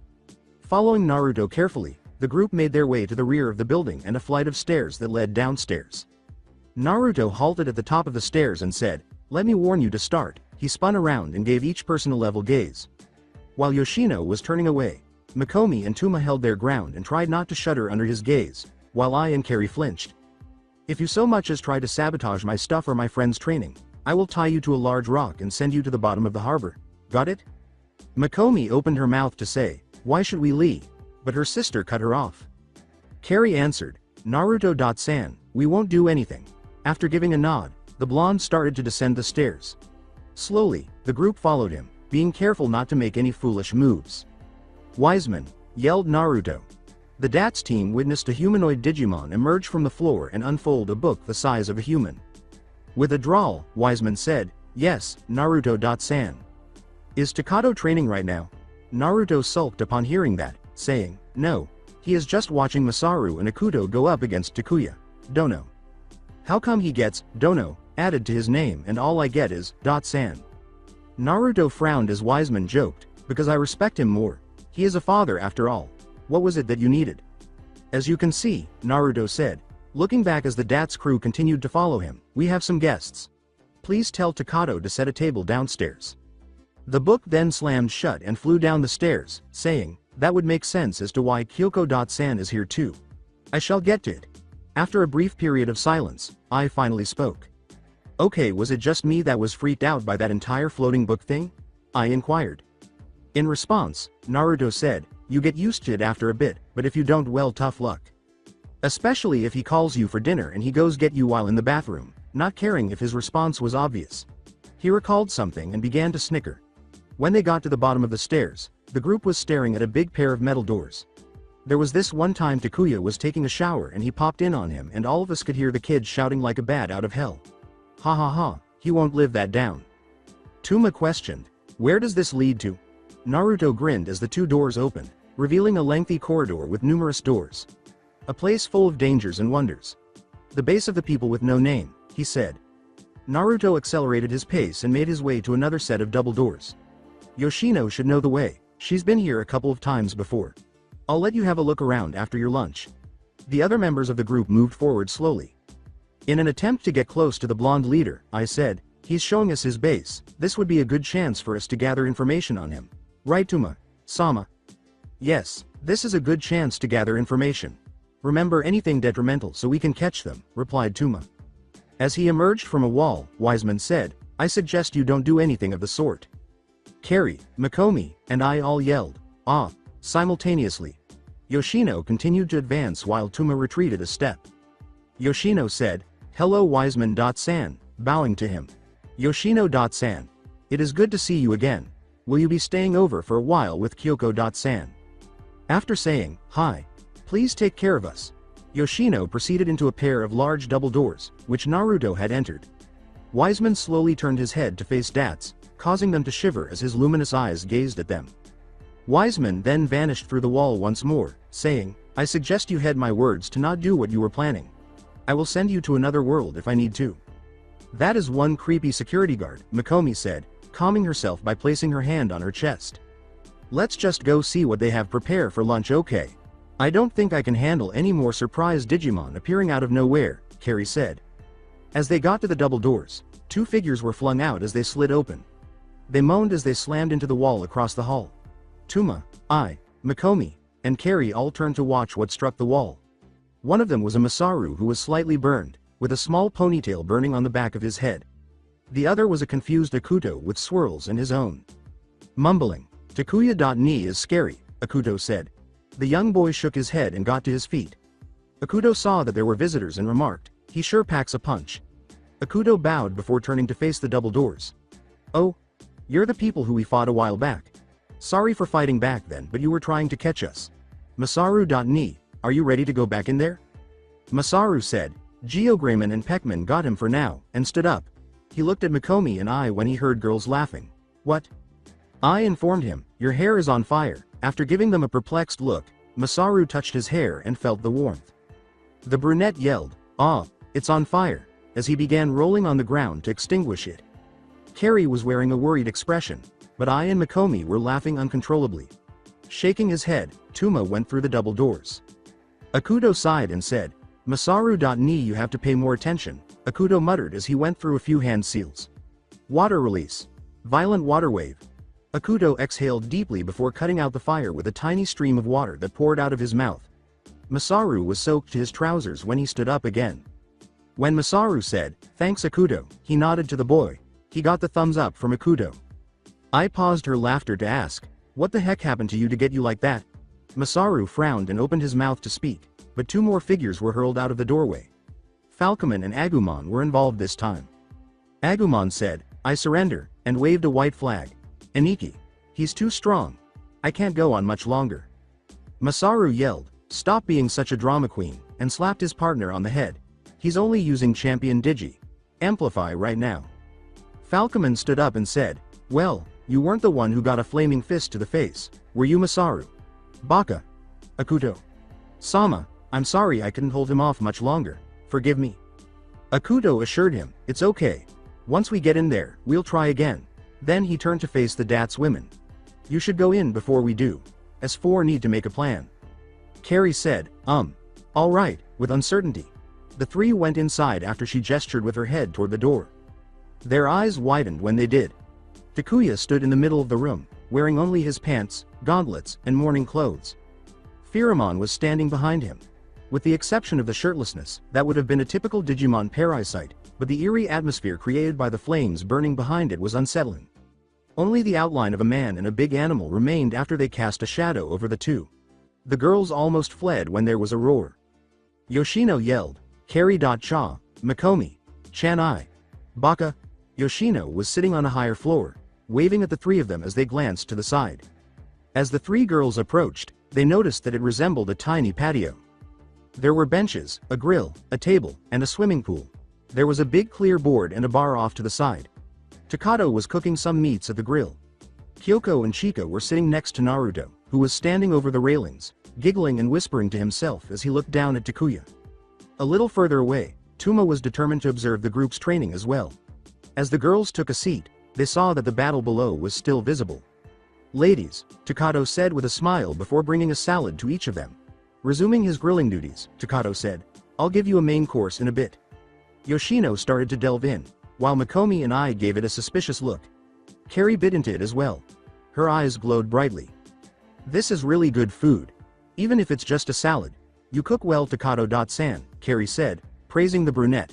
Takato gave a sheepish laugh. Thanks for the compliments. Mikomi and I started eating after essentially hearing Carrie say that it was acceptable. I said, cousin, you're right, this is really good, while holding a forkful of salad. Mikomi simply nodded and began to delve in. Suddenly, the room's lighting became somewhat dimmer. What happened? Looking toward the training area, Yoshino remarked, looks like Takuya is finally let up on the flames. Carrie noticed that the former warrior of flames had, in fact, extinguished his flames as he looked down at the area. He looked good without a shirt, too, she noted. She shook her head and stared at him for a moment, feeling a little heat rise to her cheeks. Is there something wrong? Mikomi asked her, Oni.san? Carrie shook her head and turned to face her. Carrie told her sister, everything is fine, and then she went back to eating. With Firamon and Takuya. As he and Takuya waited for the next attack, Pheramon asked, partner, what do you think they'll come up with next? Takuya said, It's a surprise, grinning. When he had responded, Pheromon looked at him curiously. What? Come on buddy, you know that this is training for me and them to be ninja. Ninja? If they can't think of something sneaky, well they'll be running the death course again. We should never have to go through that again, Pheromon snarled. Naruto placed a severe training program in the training room called the death course. It gradually pitted the trainee against everyone Naruto had encountered during his lifetime. Mizuki, who was the weakest during Naruto's early years, is replaced by Madara Uchiha, who is the strongest. I still can't believe we can't beat that Orochimaru fellow. Takuya halted his speech when he sensed a flicker of chakra.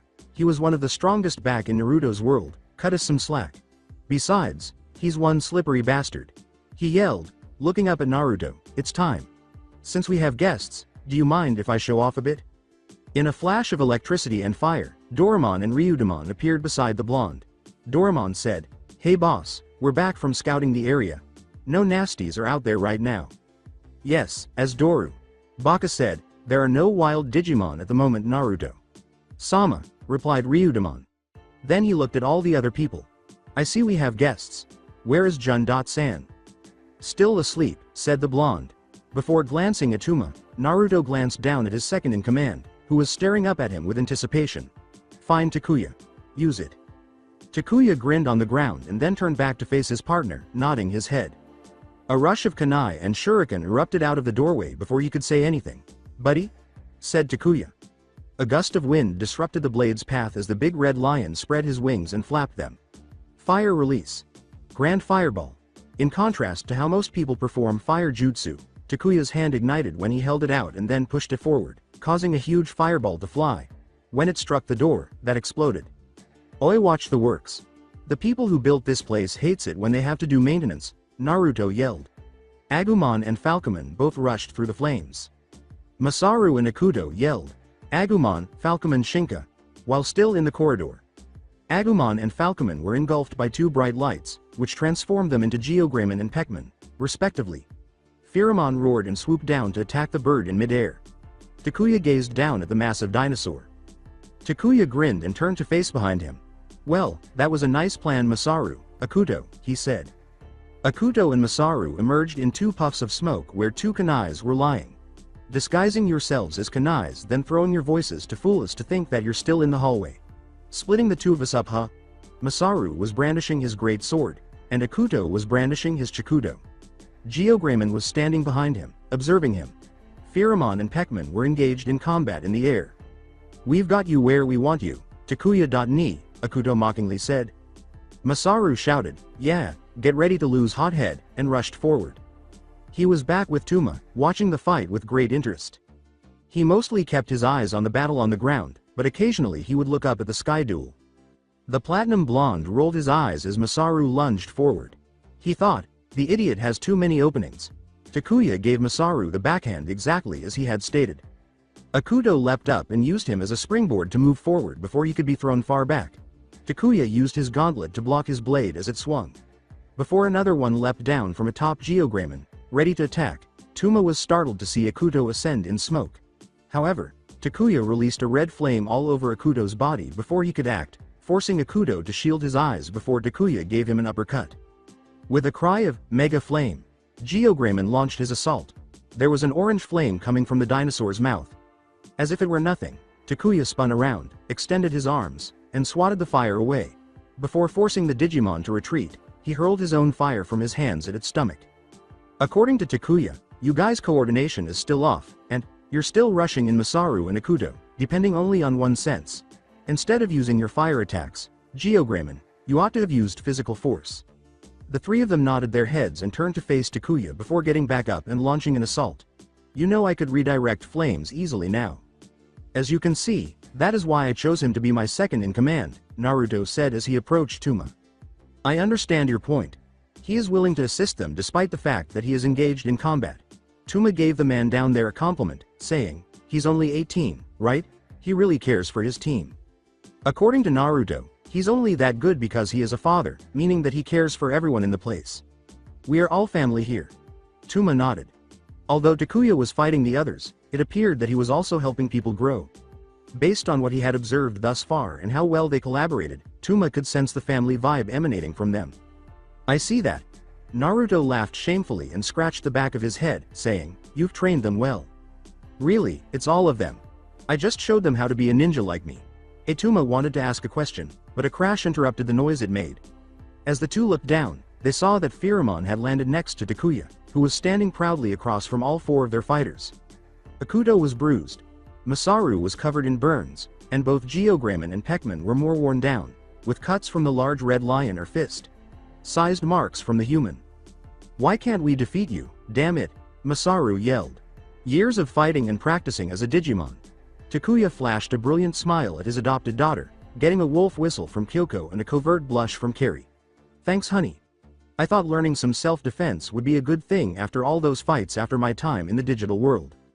Odo.san, no issue. Kyoko chuckled, and Takuya grinned as he turned to face his pals. "How about we wrap this up?" It started to glow as he held up his right hand, and Pheromon started to glow too. A pale Akuto said, "Oh no, never again," Peckman yelled. "Everyone launches an assault," Masaru ordered, his voice displaying desperation. A huge burner. Geogramon scolded the two people on the other side. "Kanai wing." Peckman rose and spread his wings, causing explosive feathers to fly in all directions. "Water dragon bullet." "Water release," Akuto yelled, and a huge wave of water in the shape of a dragon rose from the second story and was directed at the burning pair. "Earth dragon bullet." "Earth release." A huge earthen dragon sped in Takuya's direction as the metal beneath Masaru shattered. "Digi. Amplify," both Takuya and Pheromon exclaimed at the same time. There was a bright flash of red light and all of a sudden all four attacks were destroyed by a large force of heat, originating from Takuya's spot. When the light died down, Takuya stood alone but his gauntlets and greaves had changed. The metal on all pieces of equipment were hot rod red, and the parts where the fingers were golden in color. The parts where the toes are on the greaves were also golden. Both the finger and toe parts were sharpened, giving the weapons an appearance of Phyramon's claws. On the back of his gauntlets was a sun symbol, while there were tiny wing-like attachments to the greaves. Apollo's savagery. Takuya uttered as flames began leaking from all of his weaponry. Akuto, Falcomon, and Geogramon all whispered, "We are screwed," simultaneously. "We can still win this," Masaru claimed in an attempt to comfort them. Masaru.san, I admire your optimism. From above, Ryuda yelled. "See you in the medical center," for his brother, Doraemon went on. "Not it for treating his wounds," Takato communicated to the others. "Not it," Naruto said after him. "No," together with Guilmon, both Dragon Digimon simultaneously yelled. "Why is there so much commotion?" Jun asked as she entered the room wearing a pair of baby blue pajamas and with strands of hair sticking out in different places. Jun is then chosen to tend to Masaru's injuries, Naruto declared. "What?" Still perplexed, Jun asked, and Takuya took that as a cue to get moving. He dashed past both humans, leaving only a trail of flames behind him, then leapt to his feet and spun around, resembling a miniature flaming tornado. "Fang, super solar piercing," Takuya shouted. The attack connected with Geogramon and left 10 large fiery cuts on him. Takuya stopped spinning and used his chakra to stick onto Geogramon's head. Kicking off him, Takuya digivolved Geogramon with the force and fixed himself mid-air. He then aimed himself at Peckman. Solar Claw Drive. Takuya did a flaming flying kick on the giant bird. When the attack, it left claw-like marks across the Digimon's shoulder, forcing it to digivolve too. Takuya then looked at both Akuto and Masaru. He used Shunpo and appeared in front of Akuto. "Fire release." "King's blazing upper," Takuya said, and then there was one, before turning to face Masaru. Instead of the typical fire uppercut, the flames formed a lion's head before they struck Akuto's chin, sending him skyward and landing next to Falcomon. "Oh damn." With Tuma and Naruto. When Naruto said, he held back on all of those moves, he smiled. He refrained. Confused, Tuma asked. "The only ones who can handle those moves at full force are me and Takato." "How did he resist?" Naruto clarified, this type of his weaponry is explosive. The first move should have left more than cuts, the second should have destroyed the floor on impact, and the last move should have had the other person exploding at the apex of the punch. He has spent countless hours honing this form because it can do a great deal of harm if he makes a mistake. Tuma nodded. "Why are you narrating this to me? I have a feeling that we will be seeing each other more often on amicable terms like this. So we need to know each other better, don't we?" Before returning her attention to the battle, Tuma arched one eyebrow. "You're a weird one. I'll take that as a compliment. Back at the battle. How would you like to be defeated today, Masaru? Takuya made a joke. Today, I will not be defeated here, Masaru shouted and charged again with his sword. Takuya sighed and was about to attack when Masaru flung his sword, forcing Takuya to dodge. When he did, Masaru was already at his face with a punch ready. I got you, Takuya, Masaru shouted as he threw his punch at the other boy's face. However, the punch was caught though by another thing. What the? Another paw, a real one, emerged from the left gauntlet. I told you that me and Pheromon were in sync all the way back then, Takuya said. Even in this form he and I speak, though mentally. Takuya then drew back his fist and punched Masaru across the face, sending him flying a few feet back. Masaru got to his feet but immediately collapsed to his knees. Do you want to surrender, man? Because if you do now, I'll forgive you. Never. When he saw Takuya sigh, Masaru began to gather chakra into his right hand and said, I'll stop when I fall unconscious. You requested it. Pride Bullet is the fire release. Takuya punched, and Pheromon emerged from his gauntlet. Flame Drive. Pheromon shouted as he engulfed himself in flames and tackled Masaru. There was an explosion and smoke shot up. Coronaman walked out of the smoke, dragging Masaru. Yano partner, you shouldn't do that. They won't have much time to stand. Come on, buddy. They won't be sleeping for more than a few days. All of the technology here to treat them will be beneficial, right? After Pheromon was shot out, Takuya's weapons returned to normal, and he stretched out and popped his neck. Naruto said, yeah, but they aren't going to like it, after jumping from his spot and landing next to him. Give them a rest, guys, and I'll take them to the infirmary. After creating 4 clones, Naruto carried the 4 individuals out of the room and said, Jun, you're caring for their wounds. Go rest and eat. Yes, Naruto.kun. Jun yelled as he ran after them, and the lone surviving fighter sighed and went upstairs. Takuya sealed his weapons in his digivice as he ascended the stairs, and Kyoko ran up to him and handed him a towel when he reached the top. With a congratulatory, great workout to San, the young blonde girl said. Thanks Kyoko. Chan, Takuya said with a smile, attempting to embrace her but she retreated. Huh? Takuya gave a face. Flinch at her response. Sorry to San, but I'm not letting you hug me while you smell of sweat. Coronaman was giggling at his partner. Well, I have to give her credit. The little red lion poked fun at his partner, saying, you do stink right now, partner. Takuya turned back to his daughter and muttered, yeah, you eat lunch yet? When her stomach rumbled, he received his response. I guess not. He turned to face the other young child in the room and said, you too, Chika. Go eat with your friends now, okay? Chika grabbed her friend and said, okay Takuya.san, before turning back to face Takuya and bowing. Thank you for the entertainment, she said. Seeing my brother get beat up from time to time is really fun to watch. Well, are you welcome? He and his partner were abandoned by the 2 girls. Hold his nose, Coronaman said. Okay, seriously, partner, you need a bath.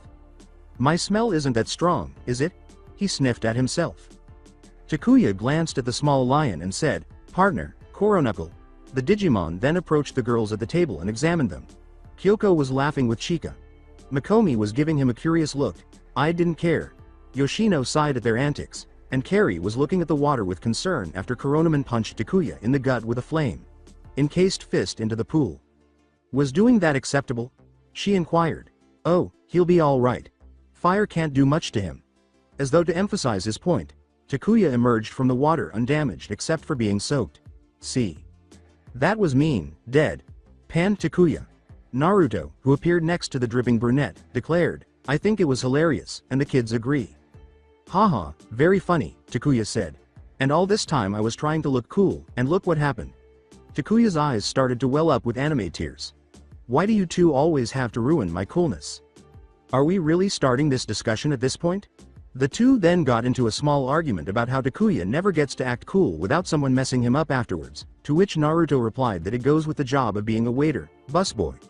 At the table, Carrie continued to look at the boy, noting how he looked and how his muscles were glistening with the water droplets adorned them. We have guests you know, Naruto moaned. Takuya complained something incoherently before drying himself with a towel. Carrie.nay.san. Carrie jolted out of her reverie and turned to face the young blonde girl as Kyoko called out. Kyoko. Chan. Yes. Carrie inquired naively. What's causing you to stare at San that way? When Kyoko asked the question, Carrie's eyes grew wide. What? During the entire fight you were looking at him the entire time, and again when he got out of the pool. Kyoko's innocent expression vanished and was replaced by a mischievous one as Chika wisely said, "Seems like she find him cute," and nodded her head. "So, Chika, my guess was correct. I do not like your father," Carrie pointed out firmly, suppressing her red face. "Ah, and here I thought we became friends back then at Dats," Takuya said, teasing the women while beaming brightly at Carrie. "Sup girls? How are things going back at Dats?" "Like we'll tell you," said Mikomi. Naruto stood at the head of the table and said, "You should be friendly to us, you know," adding, "We will be your allies." "What are you saying?" Yoshino inquired.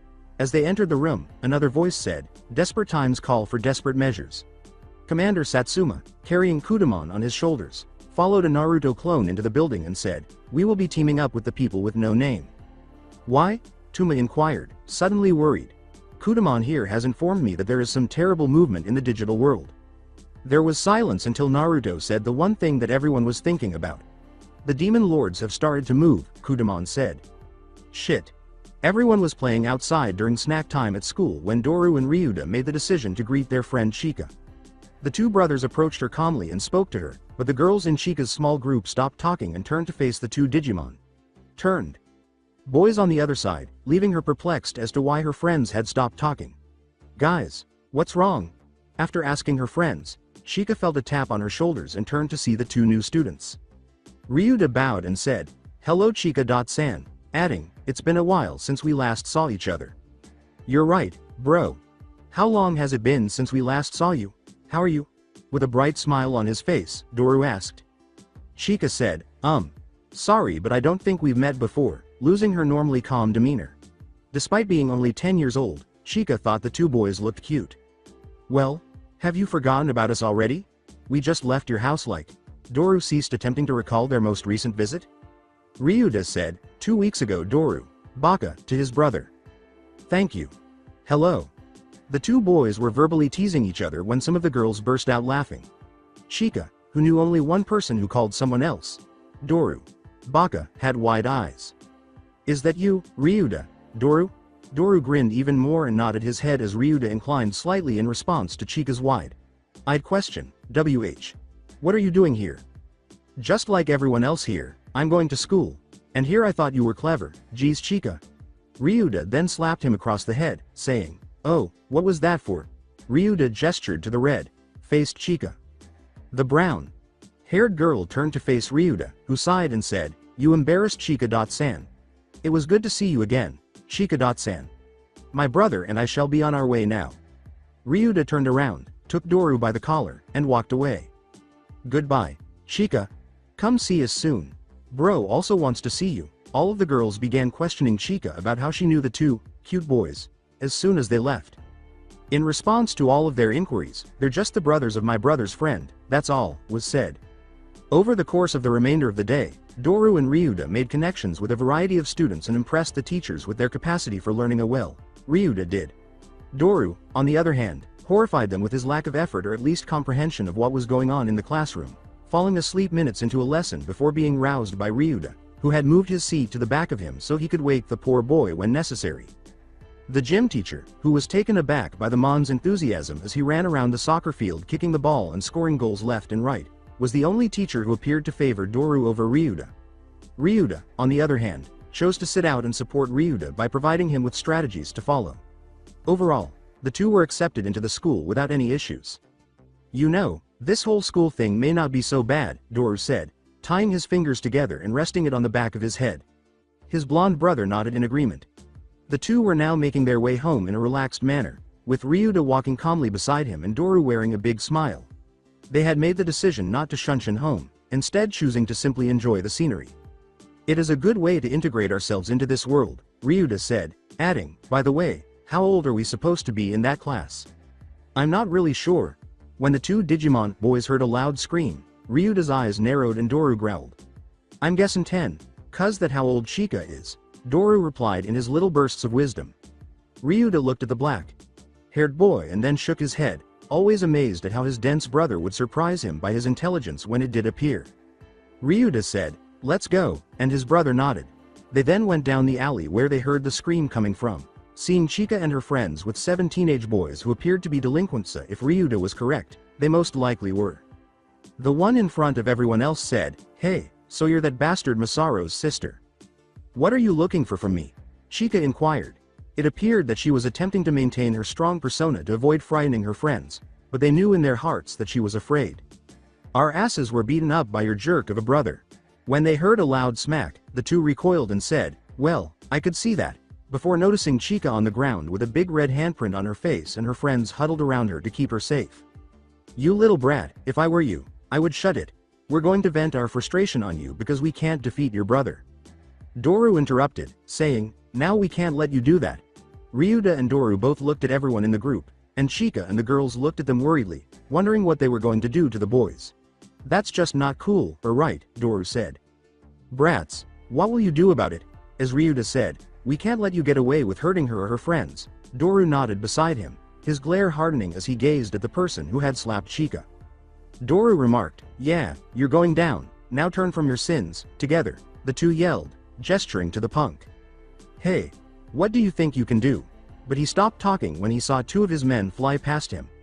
The 2 slammed into the walls behind them, knocked out.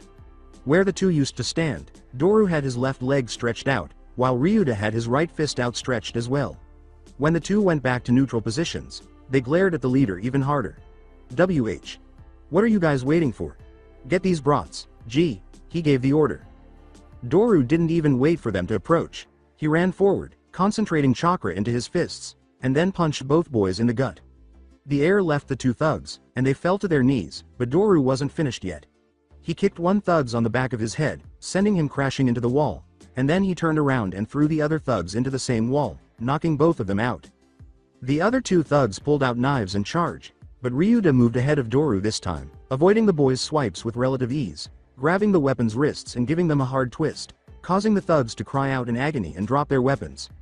Ryuda decided to finish quickly, so he gave them 2 placed chops behind their necks to knock them out. The 2 then resumed their glaring at the leader before stalking toward him.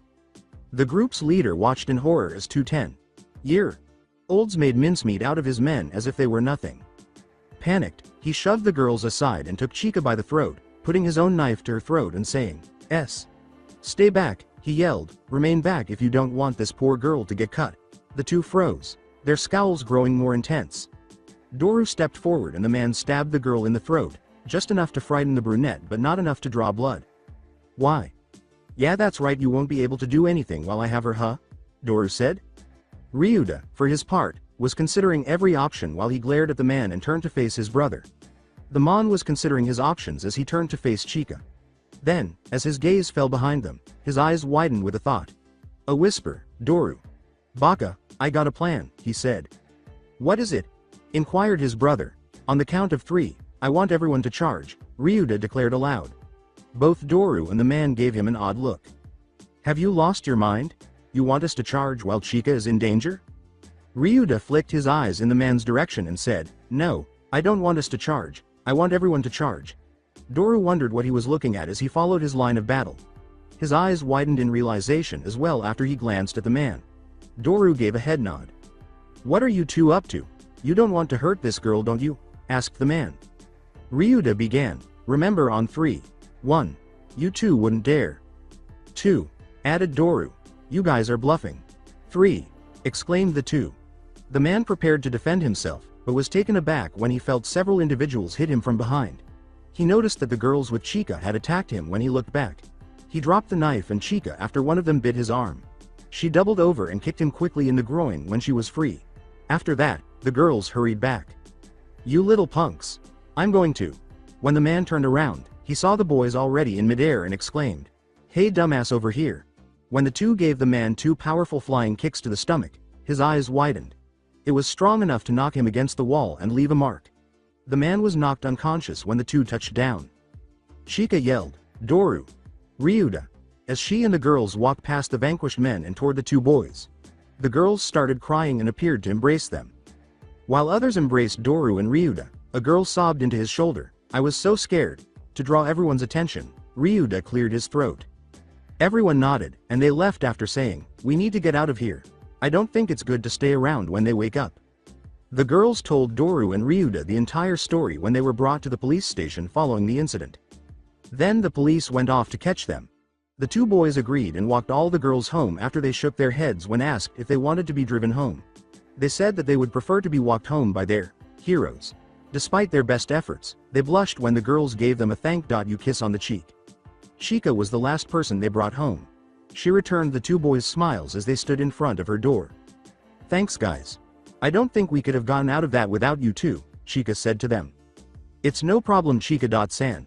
It is always a pleasure to help my friends. Besides anyone would have done it," Ryuda responded. With a nod, Doru said, "That's right, we couldn't let you get hurt. Besides bro would get mad at us if we didn't." Chika grinned at them and said, "Well, see you at school tomorrow at school then. Say hi to Naruto-san for me." Ryuda said to her, "No problem Chika-san." After exchanging glances, the two boys vanished in a blaze of fire and lightning. Naruto was preparing dinner when they returned to the shop. Naruto inquired, "So guys, how was your first day of school?" With a sigh, the two transformed back into their Digimon forms. "You wouldn't believe it," said Ryuda. "Yeah." After dinner, the two boys explained what had happened to their older brother. Naruto had scowled. With the exception of Akuto, the people without name were seated behind him and were also frowning. They were frowning, but why? The individuals seated across from them were the cause of this. Every member of DATS was present, staring back at them. The former Tamers and Frontier gang appeared to be glaring at them, while the majority of them were displaying a moderate lack of interest. Satsuma stood in front of them and sighed, aware that the glares were coming from all directions. The day after the two teams' alleged union, they made the decision to make a deal in order to clear their priorities. Satsuma said, "Okay Uzumaki-kun, what are your demands?" Naruto shook his head and raised his hand. "It would be better if you tell us your demands first. If I'm right, we are the stronger of the two groups so we should accommodate for you guys," said Naruto.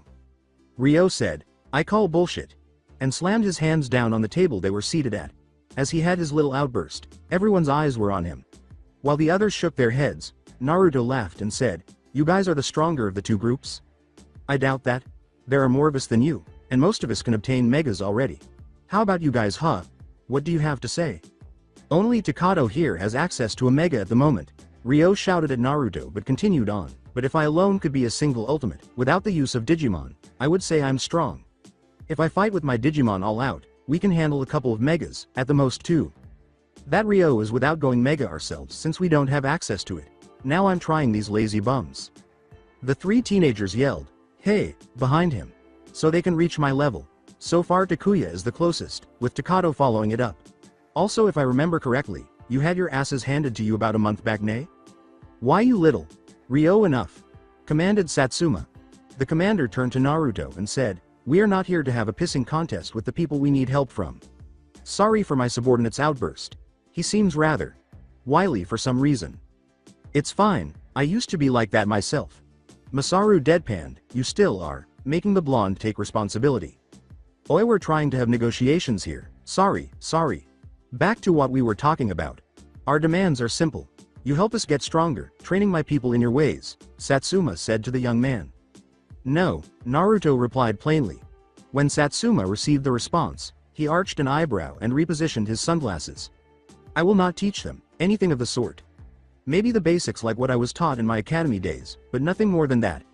Well, maybe tree climbing and water walking, but nothing more." "Why?" "The reason is I don't trust them," Naruto said bluntly in response. "Not completely. Besides I won't know if they'd stab us in the back right after this whole situation we're in." "Fine, I am okay with you just teaching my people the basics of your style."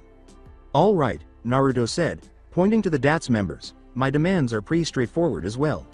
If you want to use my place, those guys, you'll have to earn it." Ruki said, "Excuse me? I want you to work in my shop. I always need more employees, especially since Masaru is still in high school and I can't ask for Akuto to work for me, child labor laws and all that." "Wait. Don't you have some homework to do Masaru?" The teenager complained, "Don't remind me," and he rose to leave the room. "How about you Akuto, you do your homework for class." "Hi," chirped the little boy. "Chika-san helped me too." "Good job." Satsuma laughed and said, "It must be difficult to be the head of the household like this." "It's a lot harder than it seems," Naruto sighed. "I'm not cut out to be a father." From behind him, Takuya yelled, "You have that right." Turning to his own teammate, Naruto yelled, "Why are all of you interrupting me?" Naruto rolled his eyes as Takato raised his arm in defense. Then he turned to Satsuma. "Do we have a deal?" Tuma proposed, "Commander, please give this careful thought. We do not need him, not even for the basics of whatever he has to offer. We can handle the Digimon that will appear soon." "You probably can," sneered Naruto. "I mean, you have like what, 3 megas?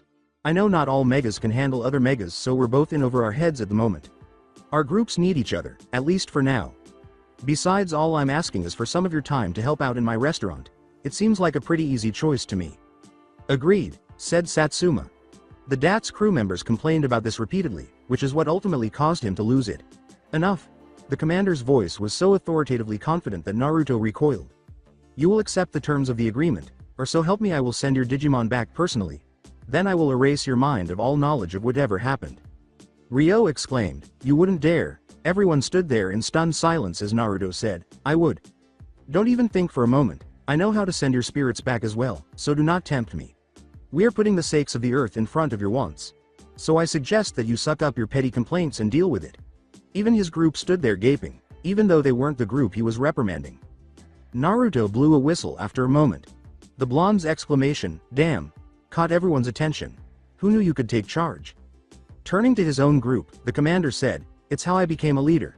You need to learn on how to reign in your people." The commander nodded his head, and the group nodded in agreement. "You will agree to the terms. Am I understood?" "Good. Naruto, I will leave my people in your care." Naruto turned to face the rest of the group and said, "Got it." He spoke with a slow smile, saying, "Now we need you to get you some clothes for work." Naruto had a big smile on his face as he examined his new hires. The other members of the people without a name were observing with a certain amount of curiosity. Naruto had spent his money on Chinese suits and dresses in a variety of colors for the DATS guys and girls. For the most part, they all wore the same outfits that Takuya and Jun did for work. The dresses featured intricate dragons or peach trees in bloom, and the sides were slitted to display the women's legs. Naruto instructed the girls with long hair to wear it in a long ponytail like Ino's or in 2 buns like his old friend Tenten. He was now observing the men and women. Ruki, Tuma, Ryo, Koji, and Mikomi were among those who scowled at his smile.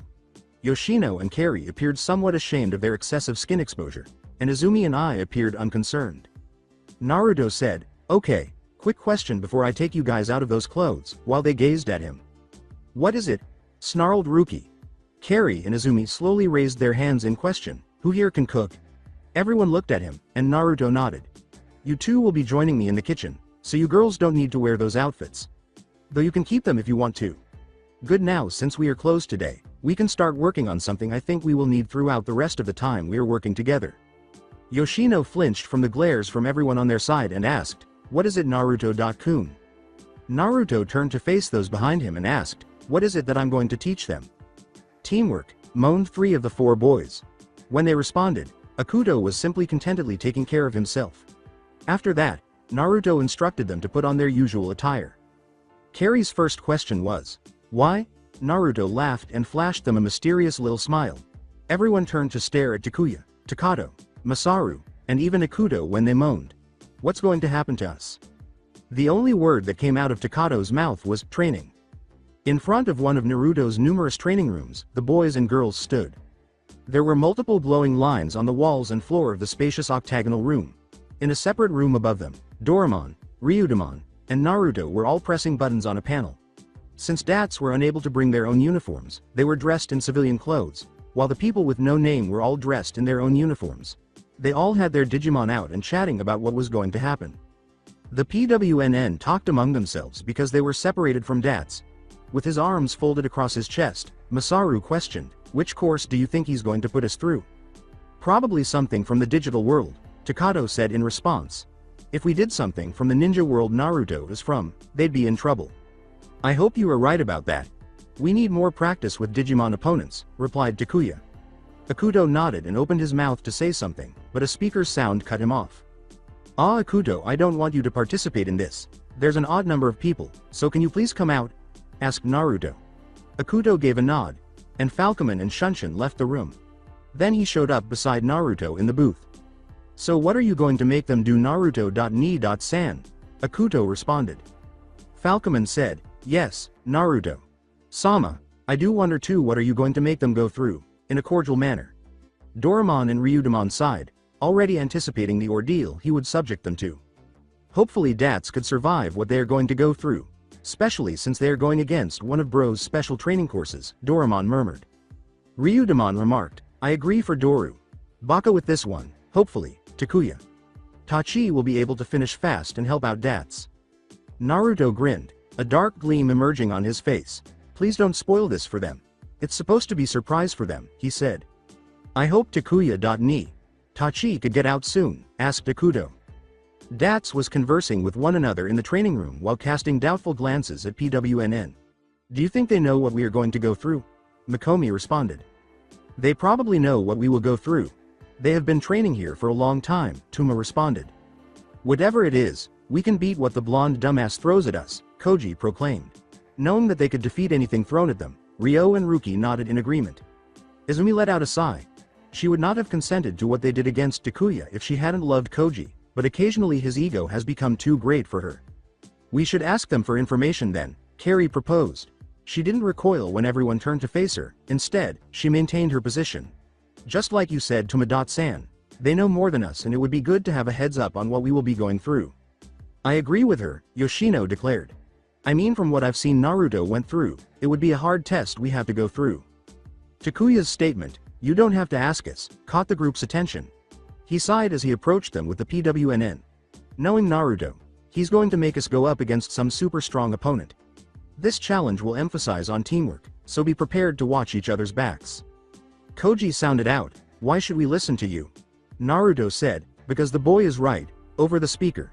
You guys, in groups of 3, will face off against virtual versions of some of my opponents from the digital world. So I suggest you choose your teams wisely. When you choose your teams, go to the far corners of the room. Takuya sighed. Then he looked at Masaru and Takato. You two good with me? Inquired the former flame child. The other brunettes gave him a nod. How about you Agumon, Guilman? You guys okay with me leading you? Yes, Takuya.mon, replied Guilman. Why wouldn't I?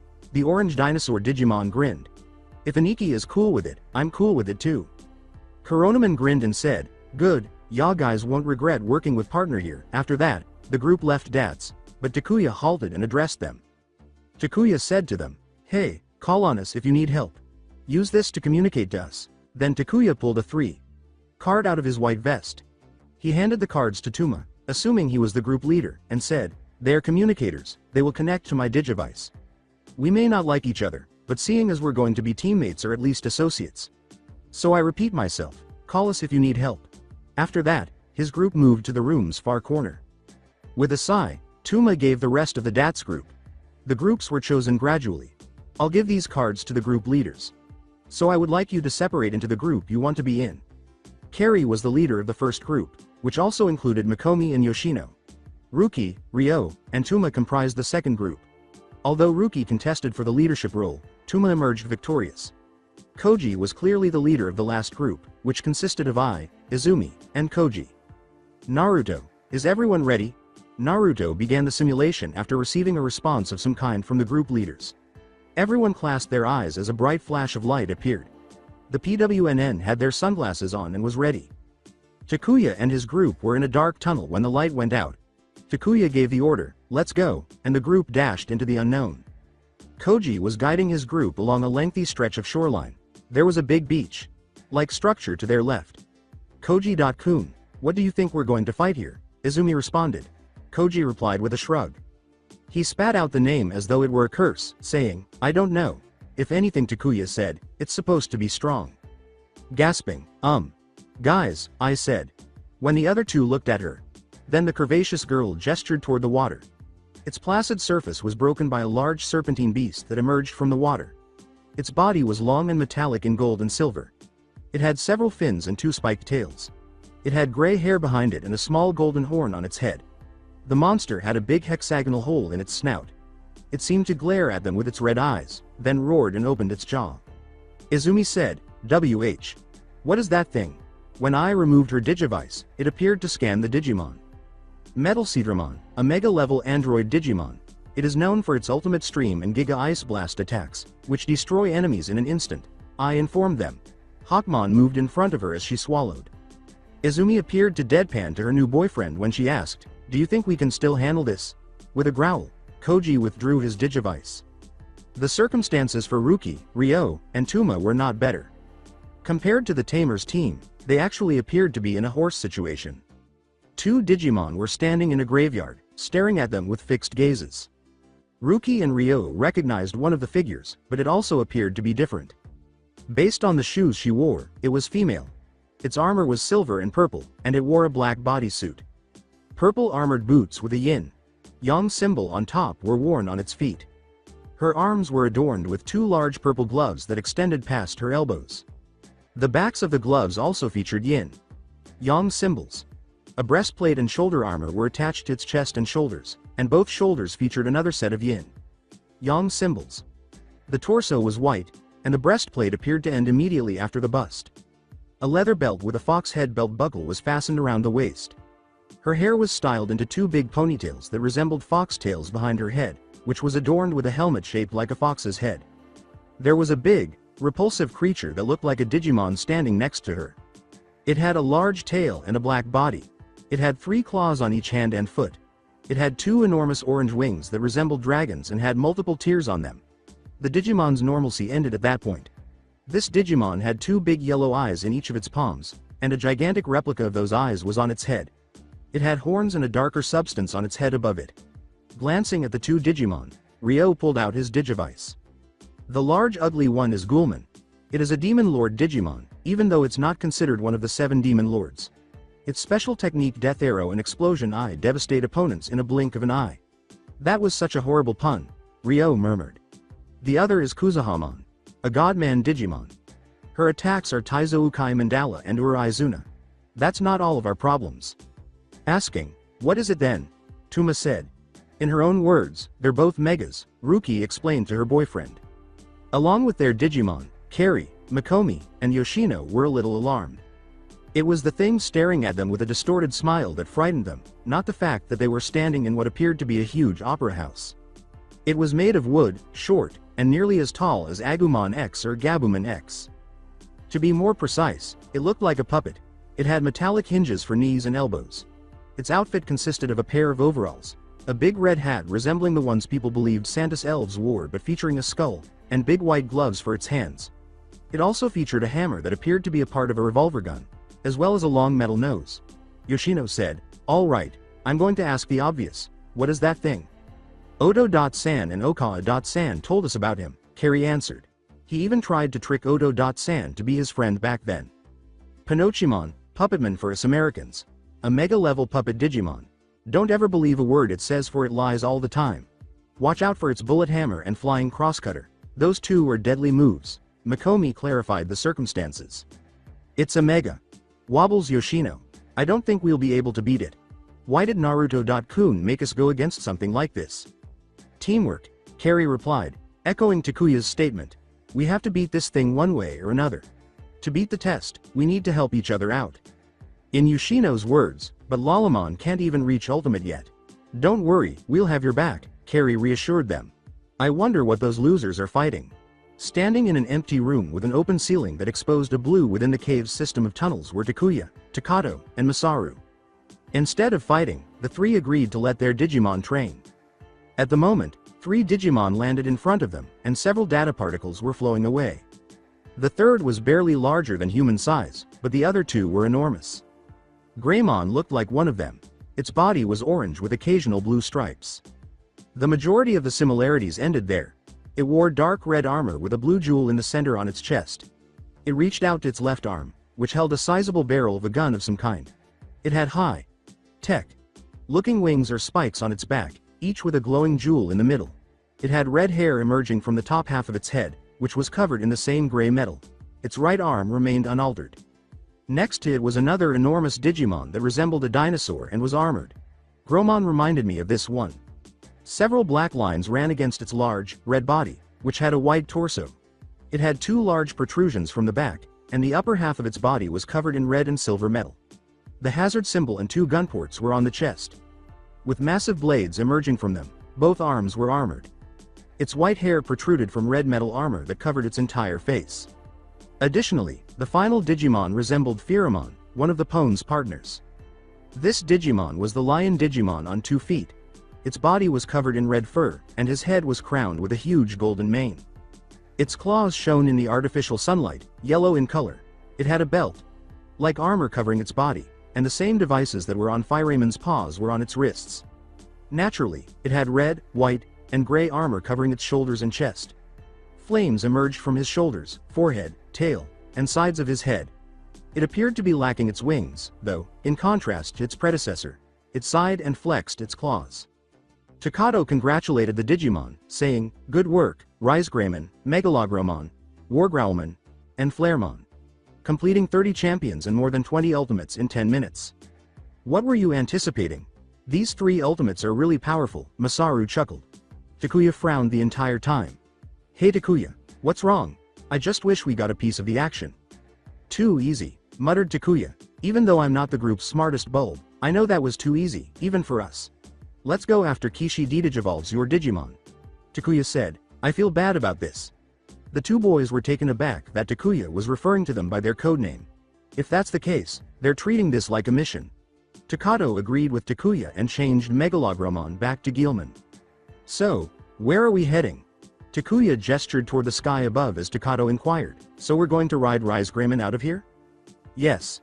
Are you okay with that, Senshi?" The 3 humans and 2 Digimon sat, climbed onto the larger Digimon's arms, and flew upwards as Masaru nodded his head. Akuto, Falcomon, and Doraemon were eating popcorn behind Naruto, who was seated behind the counter and watching multiple monitors at once. "Took them long enough," the blonde grinned, "but I can't blame them, heck even I would fall for that. I never would have guessed that Cave was attempting to hold them up."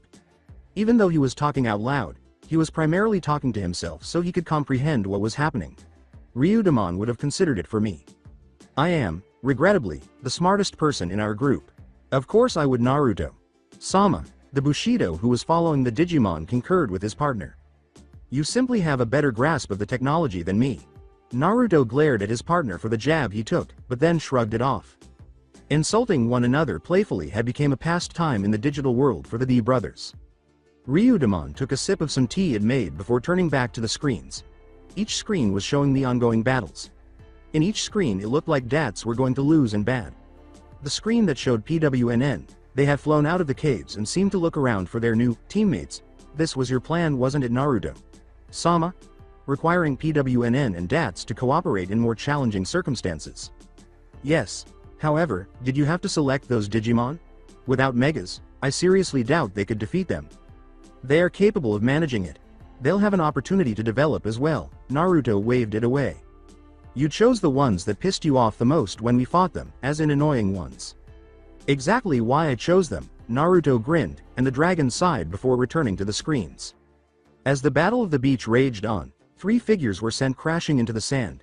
A humanoid Digimon, covered from head to toe in silver, gray, and white armor. It resembled Wolfman, but had 2 large brown wings on its back. It wore pink leather clothing that left no room for imagination, exposing her toned stomach and thighs, with only a breastplate, thigh, high boots, and what appeared to be a thong. The arms were covered in large metal gloves. The mouth was covered by a face mask. The hair of this Digimon was a light blue, with 2 wings sprouting from the sides of its head. And the last Digimon lying on the ground was a large red bald eagle type creature with horns on either side of its head. Following their attempts to attack the Metal Cedarmon, which used a combination of fire and ice type attacks to defeat them, they were all moaning in agony. The Metal Cedarmon used its Poseidon Divide move to smash Aquilamon into the ground while blasting Beowulfmon, the one in white armor, with its Giga Ice Blast attack, and then attacking Shuttermon, Zephyrmon, the one in the pink leather, with Dragon's Flame. When the big serpent turned to face her, I, the only one who wasn't in pain at the moment, screamed and started to flee as quickly as she could before turning back to see that the Metal Cedarmon was gaining strength into its snout. Ultimate Stream. I covered her eyes in desperation, believing that this was her last moment, but her thoughts were cut short when she heard shouts coming from above. The big Digimon declared, yelling a stream of light blue energy from its nose. Great Dragon Flame Jutsu, Kaden, Crimson Beast, King Waves Gurren Juuha, Takuya and Flaremon landed in front of her, seemingly glaring at Metal Cedarmon, as I watched as a lion shaped energy blast and a flame shaped like an oriental dragon head slammed into the mega-level Digimon's head, redirecting the attack into the ocean. Did you guys call for assistance when you needed it? Since the other two were just barely rising again, Takuya asked I. I stumbled when she said, K. Koji said we wouldn't need it, because she was still aware that, had the two guards not arrived, she might have been killed right then. Damn. If the other groups are as stuck up as Koji is at the moment, then they wouldn't have called either. Is it not a good thing that we sent the others to assist them, partner? Flaremon asked. It was noticeable that his speech pattern was more eloquent compared to Coronaman's way of speaking. What do we do about them? Flaremon gestured toward the prone Digimon forms of Koji and Izumi. Before turning to face his partner, Takuya started going through different hand seals and said, we keep Metal Seedramon distracted until they can heal up. Ready, partner? Takuya unleashed a stream of flames after Flaremon nodded, and Flaremon followed suit. They were holding up their own with Tuma's group, but they appeared to be losing ground quickly. Kuzahamon was fighting Sakuyamon, a Digimon that looked exactly like him but was yellow in armor, and both Digimon were blasting each other with fox spirits. Another armored Digimon, which had a purple and black bodysuit, white plates of armor on the front of its legs, chest, and left arm, a large red scarf around its neck, and a giant metal arm with 3 fingers on its right arm. This was Justamon, and Gaogaimon was helping him. Spiral Blow. The big blue wolf threw a green tornado at the ominous-looking Digimon, but the attack had no effect. The big-eyed monster turned in its direction. Death Arrow. Dark red energy arrows shot toward the blue Digimon from the eyes in its hands. Avoid Gaogaimon. When his partner ducked and the arrows struck the ground, Tuma gave the order. Arm Blitz. Justamon shouted, his voice sounding like a mix of Cyberdramon and Ryo. His right arm charged up with electricity. He then threw out his arm, releasing the stored electricity in orb form. It hit Ghoulman, and it fell to the floor, its eyes closed. Alright, we got it. Hey, this Mega was a lot easier to beat than I thought, smirked Justamon as he approached the defeated Digimon. Don't try to avoid it. He ignored Tuma's warning, but it was too late. Explosion Eye. Ghoulman exclaimed as its massive eye opened. Large crimson beams shot out of the Digimon's eye, blasting Justamon with all it had, sending it crashing into several tombstones, and into a large crypt. Justamon groaned and struggled to get up. Ghoulman then turned towards Tuma and Gaogaimon. The Digimon got in front of his partner ready to defend him with his life. Explosion. Oh, Saber the Royal. Another blast of lightning shot out from the sky and hit Ghoulman directly in its main eye. The Digimon roared in pain, stopping the battle between Kuzahamon and Sakuyamon. From out of the sky a large white, gold and red knight landed. Its right arm was a giant lance, while his left was a large shield. The body was predominantly white, with certain parts of it red. On its back was a large red cape. You okay, Tuma? The Digimon asked, blending the voices of Guilman and Takato. Takato-san. The Digimon gave a headshake. The blonde nodded and hurried over to the fallen Digimon, while Dukman turned to face Ghoulman and prepared his attack. At this moment, I am Dukman, Gallantmon, Dukman replied. Please go get Justamon so he can help me, then we can help out Sakuyamon. Hammer, bullet. When Pinochimon struck Greymon X in the face with his gunhammer, a huge explosion was triggered, sending it crashing through multiple pews of chairs in the opera house. Howling Blaster, Foxfire. The Mega easily sidestepped the attack and snatched a piece of wood in the shape of a cross on its back as Geruruman X spit blue flames at the small puppet from its mouth. Cutter, Flying Cross. When the piece of wood was thrown, it appeared to cut the big wolf multiple times before returning to the puppet's grasp. Bright Beam. A ray of solar energy erupted from all the petals on the puppet's head as Sunflowmon yelled from behind him, striking Pinochimon, who snarled and spun around without even being hurt. Hammer, bullet. He struck this Digimon with the hammer, sending it hurtling toward the fallen Greymon X.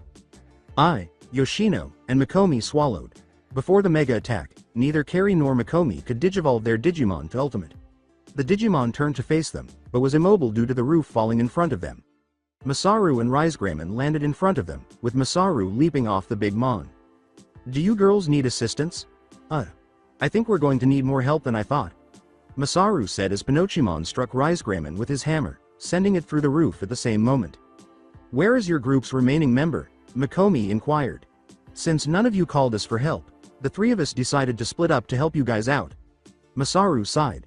Though I wish one of the others came here instead. Why? Kari inquired. Because I can't handle this one. Risegrammon is better at taking on bigger foes. I'm going to have to use what Wiseman was teaching me. What will it be? Masaru shoved the girls down as Pinochimon swung his hammer at them. Well, we'll have to wait when Risegramen crashed back down, he said, turning to face the puppet Digimon that swung at him. Until then, you guys need to make a plan. Makomi whispered to herself, this is going to be a long fight. When the alarms went off, Naruto, his partners, and Akuto were all watching the screen. A Digimon appeared in the human world, huh? Naruto continued talking to himself. If I'm right, Naruto. Sama, Ryudamon informed him, it is an ultimate. Bro, should we pursue it? Doraemon inquired, and Naruto turned to face his partners after scanning the screen for every fight. Akuto, I'll be going with you and Falcomon on this. You and Ryu to handle things here, Doru. Hello. Everyone nodded. The two Digimon were left alone after the blonde man and young boy left the room to go to their own battles. There was a brief pause before they spoke. Well, I'll check to see if Vmon wants to play. See you later. The purple Digimon departed from the yellow one. Ryudamon glanced at the screens once more while shaking his head at his brother's antics. His thoughts were, Takuya. Sama seems intent on finishing soon, perhaps because he was with people he didn't want to be with. One could say the same thing about Takato-san. I'm curious how things will turn out. Grand Fireball Jutsu, Kaden. Takato shouted. The brunette inhaled and released a large fireball from his mouth. The jutsu hit the body of his opponent, yet didn't seem to hurt it, causing the boy to frown. Looking next to him, Fairymon was still unconscious. Beowulfmon was still helping Flaremon against the juggernaut known as Metalseedramon. I was trying to aid Aquilamon after the last technique. Koji, get back here, we must have a strategy. Avoid giving me instructions. Beowulfmon responded with a shout. Koji, what the devil happened to you? We had a great time together, but what's wrong with you now? He then reverted to his fallen Fairymon form and said, we must cooperate to defeat this man. Now is not the time to argue with Koji. You can't even get to Magna-Garuruman without Junpei, JP in America, and Kuchi here. Then Takuya heard a little boom thud next to him and noticed that Flaremon had also been smacked down into the sand. The former fire warrior turned to see that Aquilamon was slowly rising, and a clang of metal echoed around them as Beowulfmon attempted to attack once more. Damn, Takuya muttered to himself, Flaremon, can you get up? The big bipedal lion said, yes, but I don't want to, adding, that thing hits rather hard. I need you to keep Fairymon safe if you can. I'll try to see if Aquilamon and AI can reach the ultimate level. I'll see if I can. That's all I can ask. Takuya got up and ran in the direction of the girl, hearing Metal Seed Ramon call for an attack before Flaremon stopped him. He ran forward, but when he got to the girl, he slid to a stop. Is Aquilamon okay? Takuya frowned as I continued to stammer, I. It was as if she was traumatized by the first time she had been in a life, or death situation. Listen to me, You must rise and fight, you are necessary to us. Takuya scowled even more as she continued to babble, and he began to worry. Takuya slapped her across the cheek, which stopped her and made her stare at him as wide-eyed as ever. Why did you slap me? I need you to fight and stop mumbling, Takuya yelled. Observe our surroundings. We need your assistance to defeat that mega, but we're all having trouble. I looked past him and stared at Flaremon, who was struggling to distract Metal Seed Ramon to not attack Fairymon, who was slowly regaining consciousness. Beowulfmon was still attacking on his own, and being swatted away by Metal Seed Ramon's tail. Listen to me, Takuya spoke, getting her attention again, we need you to help us. What can I do, though? I can only ask Aquilamon to champion. I'm not even able to force him to attend Ultimate. You can do it, Takuya encouraged her, just find the courage to take the step forward, find a reason as to why you need to fight, and evolve. He saw Beowulfmon panting and Flaremon struggling to get up as an explosion went off, and he said, damn, please try to do it fast. Takuya nodded and then flashed through more hand seals, saying, I'll try. I believe my other element should assist me for the time being if fire doesn't work. Get him in the water, Flaremon. You got it, buddy. The red lion replied. He charged the large metal dragon and flames erupted from his fist. He twisted his body and became a small tornado. Blazing piercing fang. Using all of his force he slammed his opponent into the water. He's in. Many thanks, Takuya scowled after completing all of his hand seals. Sweden. Syrup capture field, exhausted from using too much chakra, Takuya fell on his butt after inhaling and spitting out goop. Like water into the ocean they were near, creating what appeared to be an amount as large as a large pond, and wrapping it around Metal Seed Ramon's body before watching it sink to the bottom of the ocean floor. Have you stopped it? I inquired. The brunette gazed at her before turning to face the conscious Beowulfmon and Izumi. Flaremon transformed back into Coronaman in order to regain some of the strength he had lost in that battle. Not even close. I give him at least 5 minutes, and no more than 8, to master that jutsu. He turned back to Koji and said, since you won't listen to me, I'll just have to listen to you. We'll need that time to come up with a plan. What are we going to do, Koji? What else can we do but launch a full-scale attack? I won't see how much of a help I would be, the Warrior of Light retorted. Even Izumi wasn't pleased with the words used by her new boyfriend, so the resting boy frowned when he noticed the girl's dejected expression. At least you can go Ultimate Takuya, she can't. Then, I'll try to assist her. Since Coronaman and I just arrived at Ultimate a week ago, we can attempt to inspire her to take action. What will the two of you do? Rest. Koji then turned around and went to a shaded palm tree to wait for their opponent to return. Izumi gave Takuya an apologetic look, as if she had been berating herself for her mistake, and then she ran after Koji. Okay, Aquilamon, Takuya said. We have about 5 minutes for you to find a reason to fight. After landing in a crowded park, Naruto, Akuto, and Falcoman found people lounging and doing nothing and not even paying for their presence. So where is this ultimate? Naruto asked himself, and he received a few shouts from the left. Then, Naruto.ni.san, should we go? Akuto inquired. Let's go. The three of them ran forward and saw a huge plant Digimon. Its body was made up of long, big vines with thorns on them, and some of the vines had red flowers with sharp teeth on the end. Its head had a yellow center and purple and white petals, and it had large forest green leaves that adorned its back like wings. Its large mouth was laughing non-stop, and its beady blue eyes stared around them. You know, I usually like plants, but this one seems to irritate me, the trio said. Sometimes, certain Blossomen just annoy me. Don't worry about yourself, Naruto. Sama. Falcoman reassured him, I have this with Akuto. Naruto sulked. Ah. But I have so many flower-themed jokes I could use against him. Akuto sighed, Naruto.ni.san. Naruto huffed, crossing his arms over his chest. The conversation came to an abrupt halt when the Blossoman was slain in front of them, with a single sword piercing its head. Fine. You can handle him if you want. What happened just now? Akuto inquired. Several alarms were going off simultaneously back at the base, and Ryudamon was staring around in disbelief. How can this be? What are two megas doing in the real world? He asked himself in a whisper. I need to get Doru quickly, because those two megas seem to be converging on Naruto. Sama's current location, he said, getting up from his seat and running in the direction of his brother. I'm hoping I won't have to shut down the simulation for Takuya.san, Tachi. As Naruto, Akuto, and Falcoman watched Blossoman be erased, the sword in his head flew back from its original location and into a white-gloved hand. The owner of the sword and hand appeared to be some sort of demonic jester. He wore a frilly red shirt with a white frilled collar, and the ends of the sleeves had demonic-looking spade designs on the shoulders, while the rest of his legs were covered by puffy neon green pants. 3 swords were arranged diagonally on its back, with the right being black and the left a black mask with a red heart on it, and the right was black. His head was composed of a black and white mask, with a black one on the left with a red heart on it, while the right was black, and he had strange orange hair that protruded like broccoli.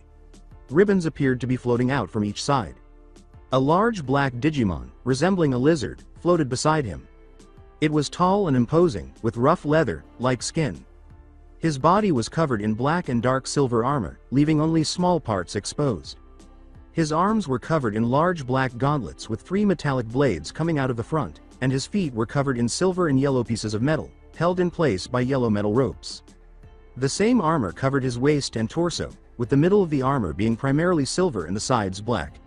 It had 2 spikes on its shoulders, and a pair of metallic wing things on its back. His head was covered by a silver helmet that revealed his golden eyes, and his golden hair in the back. What are the megas doing out here, Paimon and Black War Greymon? Naruto said breathlessly. He looked at Akuto who was shaking where he stood, and the same could be said about Falcoman. Damn. For Ryuda and Doru to stand a chance against them, I need them. What do we have here, then? A living piece of fried chicken and 2 twerps, Paimon chuckled wildly. Black War Greymon coolly retorted, we're here to find our partners, not to play Paimon. And why would the human world contain our partners? Paimon inquired, wouldn't they be in the digital world collecting digi? Cores? If Naruto could see through the mask, he would have assumed that the Digimon was furrowing his brow. Black War Greymon gave the Digimon beside him an eye roll. Black War Greymon's eyes fell on Naruto and Akuto as he said, I was thinking they would be here instead deleting trash. Trash like them. Paimon clapped his hands and laughed. Well, why don't we make it easier on our partners and take them out, said Paimon. Speaking to the two for the first time, Naruto retorted, how about I beat you up instead, pulling out his katana and pushing Ikuto behind him. Oh, is the tiny twerp up for a game? As though speaking to a 5-year-old, the clown in the jeering town asked. Do you really need my assistance here? Black War Greymon gave a grunt. No. Then finish this quickly, with pleasure. Oh, Saber the Royal. Dukeman yelled as he launched another lightning bolt from his lance, striking Ghoulman in the side and sending it plummeting to the ground. Spiral blow.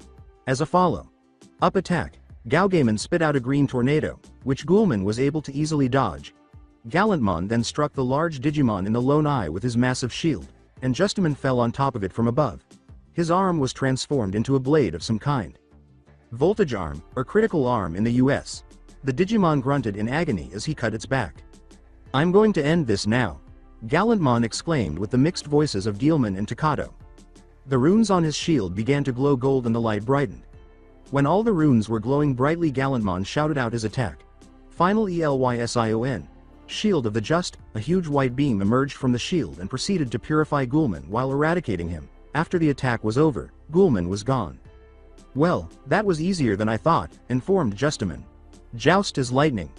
Dukeman struck Justamon's head with another lightning bolt. What the devil? Dukeman responded, the fight isn't over yet, and aimed his lance behind the other bio. Merged pair. Justamon glanced over his shoulder and saw that Kuzuhamon had been struck in the chest by the lightning strike, and Sakuyamon had then slammed her staff into her discolored counterpart. Gaugaimon, you and Tuma run distraction if that's okay with you. Try to exercise caution. Yes, Takato.san, replied the brunette. Gaugaimon, run around Kuzuhamon to distract, but don't get hit. The blue dog Digimon immediately jumped into action and said, yes master. Justamon, I need you to help out Sakuyamon in any way you can. Justamon retorted, don't tell me what to do, but he also attacked. Hee, you're good with a blade you know, but nowhere as good as me, Naruto said, blocking Paimon's broadsword with his katana as they engaged in a locked-in battle. Like so. Paimon jibed. The three swords on his back floated out from behind him and floated in the air around the blonde Trump sword. Oh no! Naruto shouted as the blades teleported around him and attacked him. He blocked the blade coming from the left and dodged the one from the right, but was nicked on his left shoulder by the one from above. What the hell is this? Naruto started fighting against the three flying swords, while Paimon was leaning against the one in his hand. No matter how many times Naruto blocked a sword and dodged another, the third will always hits him. Naruto was finding it rather annoying how he can't seem to block all of them. There is no attack pattern, there is nothing to decipher how it strikes. It's all purely arbitrary. You're right. It's fun to leave things to chance, Paimon grinned. You'll adore this if you enjoy that. Grabbing a couple of dice from behind him and smirked. Clown trick. He threw the dice into the air and they fell towards Naruto. His eyes widened as they got closer to him. As it landed onto the ground, they exploded. Haha. Were you able to see that, Bewarg? Paimon cocked his head and glanced at the hole in the ground, where he saw a burnt log skewered with three of his swords. A few feet away, Naruto was panting while clutching the sword. You should look again, clown, Black War Greymon gestured toward the explosion. My goodness! How on earth did you cause those to detonate? I would have perished if I hadn't replaced myself, Naruto insisted. You are a dumb fool. The manic clown muttered to himself, that was the point, then turned to face Ikuto and grinned, saying, well, let's see if the boy is easier to kill than you. The clown threw more dice at the brunette, and to his surprise, the boy and Falcomon threw shuriken between them, which caused the shuriken and the dice to meet in the middle and caused the explosion to happen innocuously between them. Ooh. So, like those obnoxious ninjamen, you're also a ninja. Oh well, they were easy to kill, the clown said with another smile. What do you say to upping the stakes? The swords said, floating back towards him after separating from the log. You would be too. I'm not sure how long I can continue to avoid this insane puppet, Mikomi yelled, and the girl and Carrie ducked to the left and right, respectively, as Pinochimon swung his hammer down on them. Masaru fell from above with his big sword pointing downward, and he found it more difficult than he had anticipated to impale the small puppet because it retreated so easily. This guy moves too quickly, damn it, Masaru snarled. The Trident revolver. A barrage of orange bullets crashed onto Pinochimon's location as Rise Greymon yelled from the sky. Masaru gave his partner a grateful glance. Thanks, buddy. Cutter, flying cross, was heard coming from the smoke following the attack. The wooden cross on Pinochimon's back shot out of the smoke, flying at Rise Greymon, leaving a long gash in its path and cutting him across the shoulder. Excellent antler. Came from the side of the stage. Greymon X rushed forward and hit Pinochimon with his 3 horns. The Mega gave a brief growl before striking the Digimon's stomach with his hammer, which made the big lizard drop him back onto the stage. Bullet Ham. Foxfire. As Geruruman X also landed on the stage, a blue flame shot out from below, seemingly aggravating the Mega level even more. Flying Crossing, Cactus Tail. Sunflowmon yelled as she flew overhead, and a flurry of thorns shot out of her tail and came toward the Digimon, pushing the puppet aside. Earth Spear, Doden. Masaru shouted. The skin on his arms and face started to turn darker, almost to a shade of black. Doing more hand seals, Masaru shouted once more. Doden. Swamp of the Underworld. Slamming his hands onto the wooden stage, a miniature black swamp surrounded Pinochimon, causing him to sink a bit. Not being able to free himself, the puppet was forced to endure an extremely heavy-fisted punch from Masaru. Take that, you stupid puppet. After witnessing all the fighting, Mikomi proposed, let's help him out, Oni.san. All right, Carrie said, Digiquip is on. As they flew into their partner's hands, Geruruman X and Greymon X transformed into balls of blue and orange light, respectively. Mikomi had her Garuru Magnum, and Carrie had her Grey Dao. The younger twin fired a blue laser at Pinochimon's chest, while Carrie ran forward and hacked at his arm.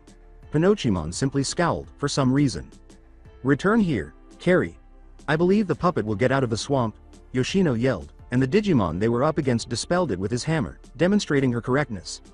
Carrie leapt back and landed beside her sister and friend, while Masaru waited for the next move. After completing the attack, Pinochimon dusted himself off and scowled at the group. The floating orange lizard gave Masaru a startled look as he said to his partner, well, Rise Greymon, I think it's time for us to fight at full power then. Are you certain? We haven't yet put it to the test against a Mega, Rise Greymon inquired. Yes, let's proceed. Digiquip. Mikomi and Carrie both widened their eyes when Masaru yelled. Are you also able to Digiquip? Carrie asked, and Masaru nodded as he turned to face his fellow brunette.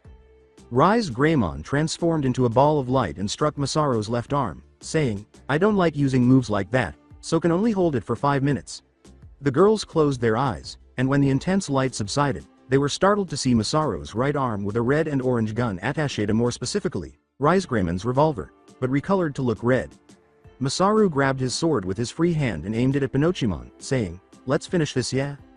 The sadistic clown decided to aim for the boy after Akuto and Falcoman blocked Pimon's attack, so Naruto wasn't the only one dodging swords.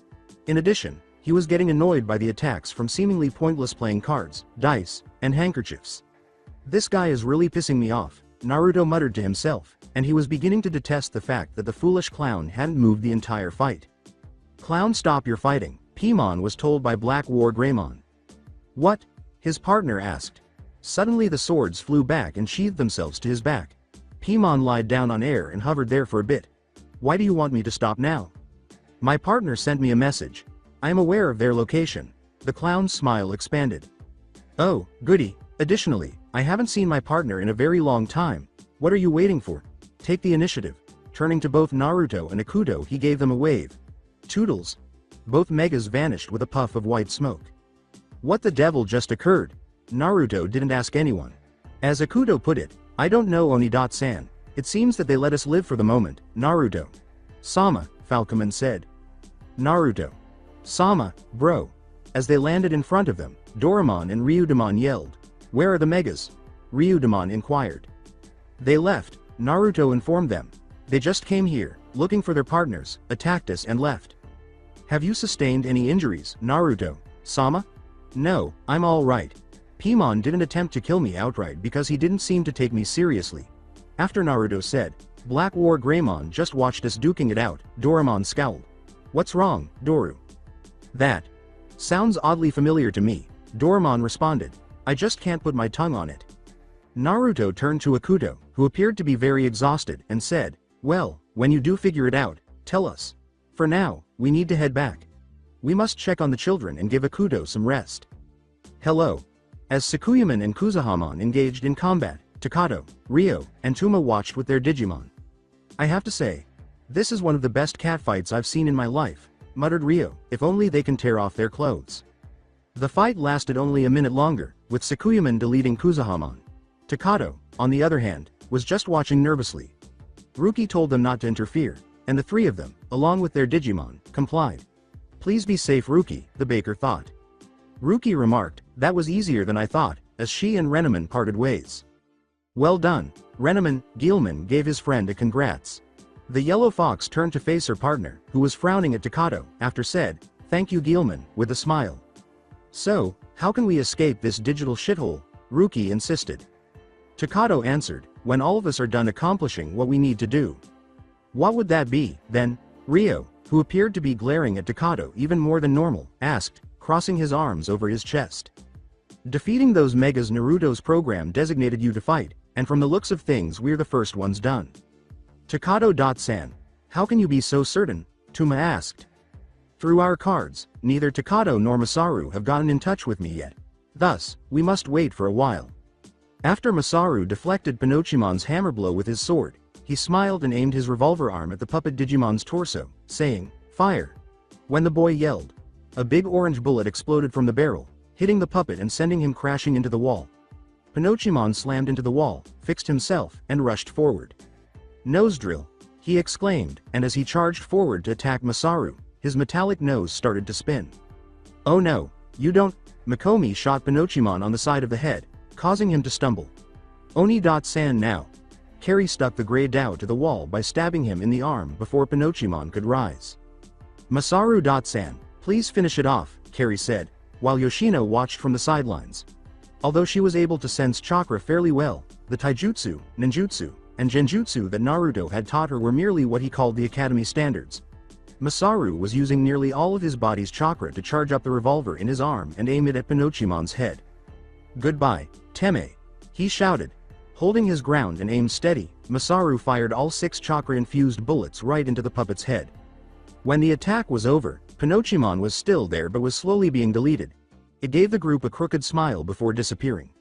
Holy crap, I can't believe that worked, Masaru shouted, then he clutched his left arm as Agumon came out of it. Holy crap, my arm. Damn. Firing 6 shots rapidly broke my arm, he said, grabbing his arm and flinching when he felt his own arm on it. Will you be alright? Yoshino inquired. I've experienced worse, but we ought to be done shortly. I must have this examined. My arm may have been broken from the elbow down. Are you certain, Anaki? Masaru nodded when Agumon asked. Have you kept the card that Takuya gave you? He questioned the girls. Carrie said, yeah, and took the card out of her pocket. Masaru handed him the card, pressed a small insignia on the corner, and spoke into it, saying, give it here. Oi, Takuya and Takato respond. Have you all finished your belongings? Before there was any sound, there was silence for a few seconds. According to Takato, I'm done on my end, but he wasn't sure about Takuya. We will have to wait and find out. But my arm is busted, damn it. I need Jun to take a look. The sooner they finish, the better. See you in a little while. Roger. Despite the fact that Metal Seed Ramon didn't appear to be attacking, Takuya was grinning because he had somehow helped Ai gain her ultimate by taking only 3 minutes to explain why she needed to fight. At the moment, everyone was just relaxing. Hawkmon and I were resting in the shade, while Koji and Izumi were also resting a few feet away. He was keeping an eye on the sea for movement, with Coronaman by his side, and he had heard the card he gave Koji go off, knowing that at least one of the 2 others had already finished. Partner, what y'all thinking about? Coronaman inquired. Wondering what will happen next is all, he responded. It's been 10 minutes already, he should have destroyed the gunk already. But we should be grateful. The Red Lion said, those others really need the rest. Takuya nodded, and after a brief period of silence, Coronaman said, are you going to use it? What? Will you make use of our ultimate level Digi-Amplify?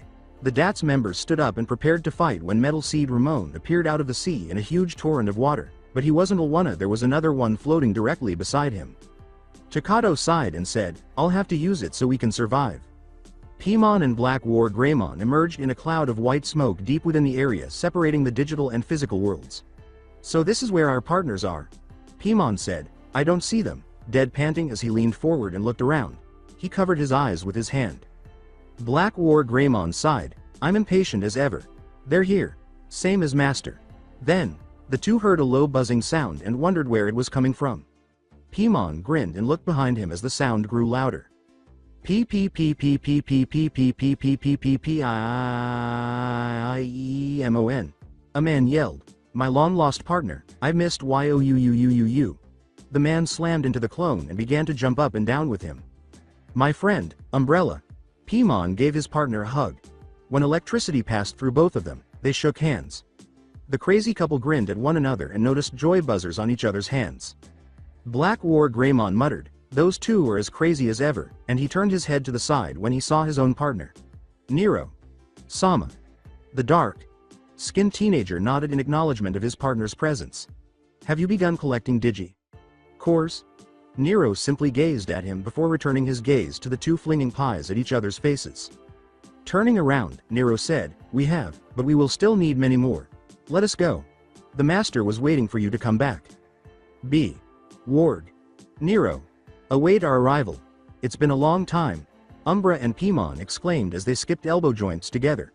"Come hang out with Paimon and me. Come on, let's get wasted in the digital world." "I'm paying for the alcohol," Paimon went on, and Black War Greymon rolled his eyes as the two madmen exchanged glances and burst out laughing. "Without me, you can continue." The lizard, like Digimon, floated up and flew after his partner, saying, "I need to talk to Nero." Sama. "Welp, we need more alcohol. I hear it's pirate night at a certain bar in Server," Umbra yelled. "Oh, come on," Paimon exclaimed. The two seemed to burst into a cloud of confetti as they disappeared, off to wreak havoc in the digital world. Deep within the recesses of the place, a large blue and red Digi-Egg pulsed with power, awaiting its awakening. That's it for today. I hope you guys enjoyed this great story. See you in the next one.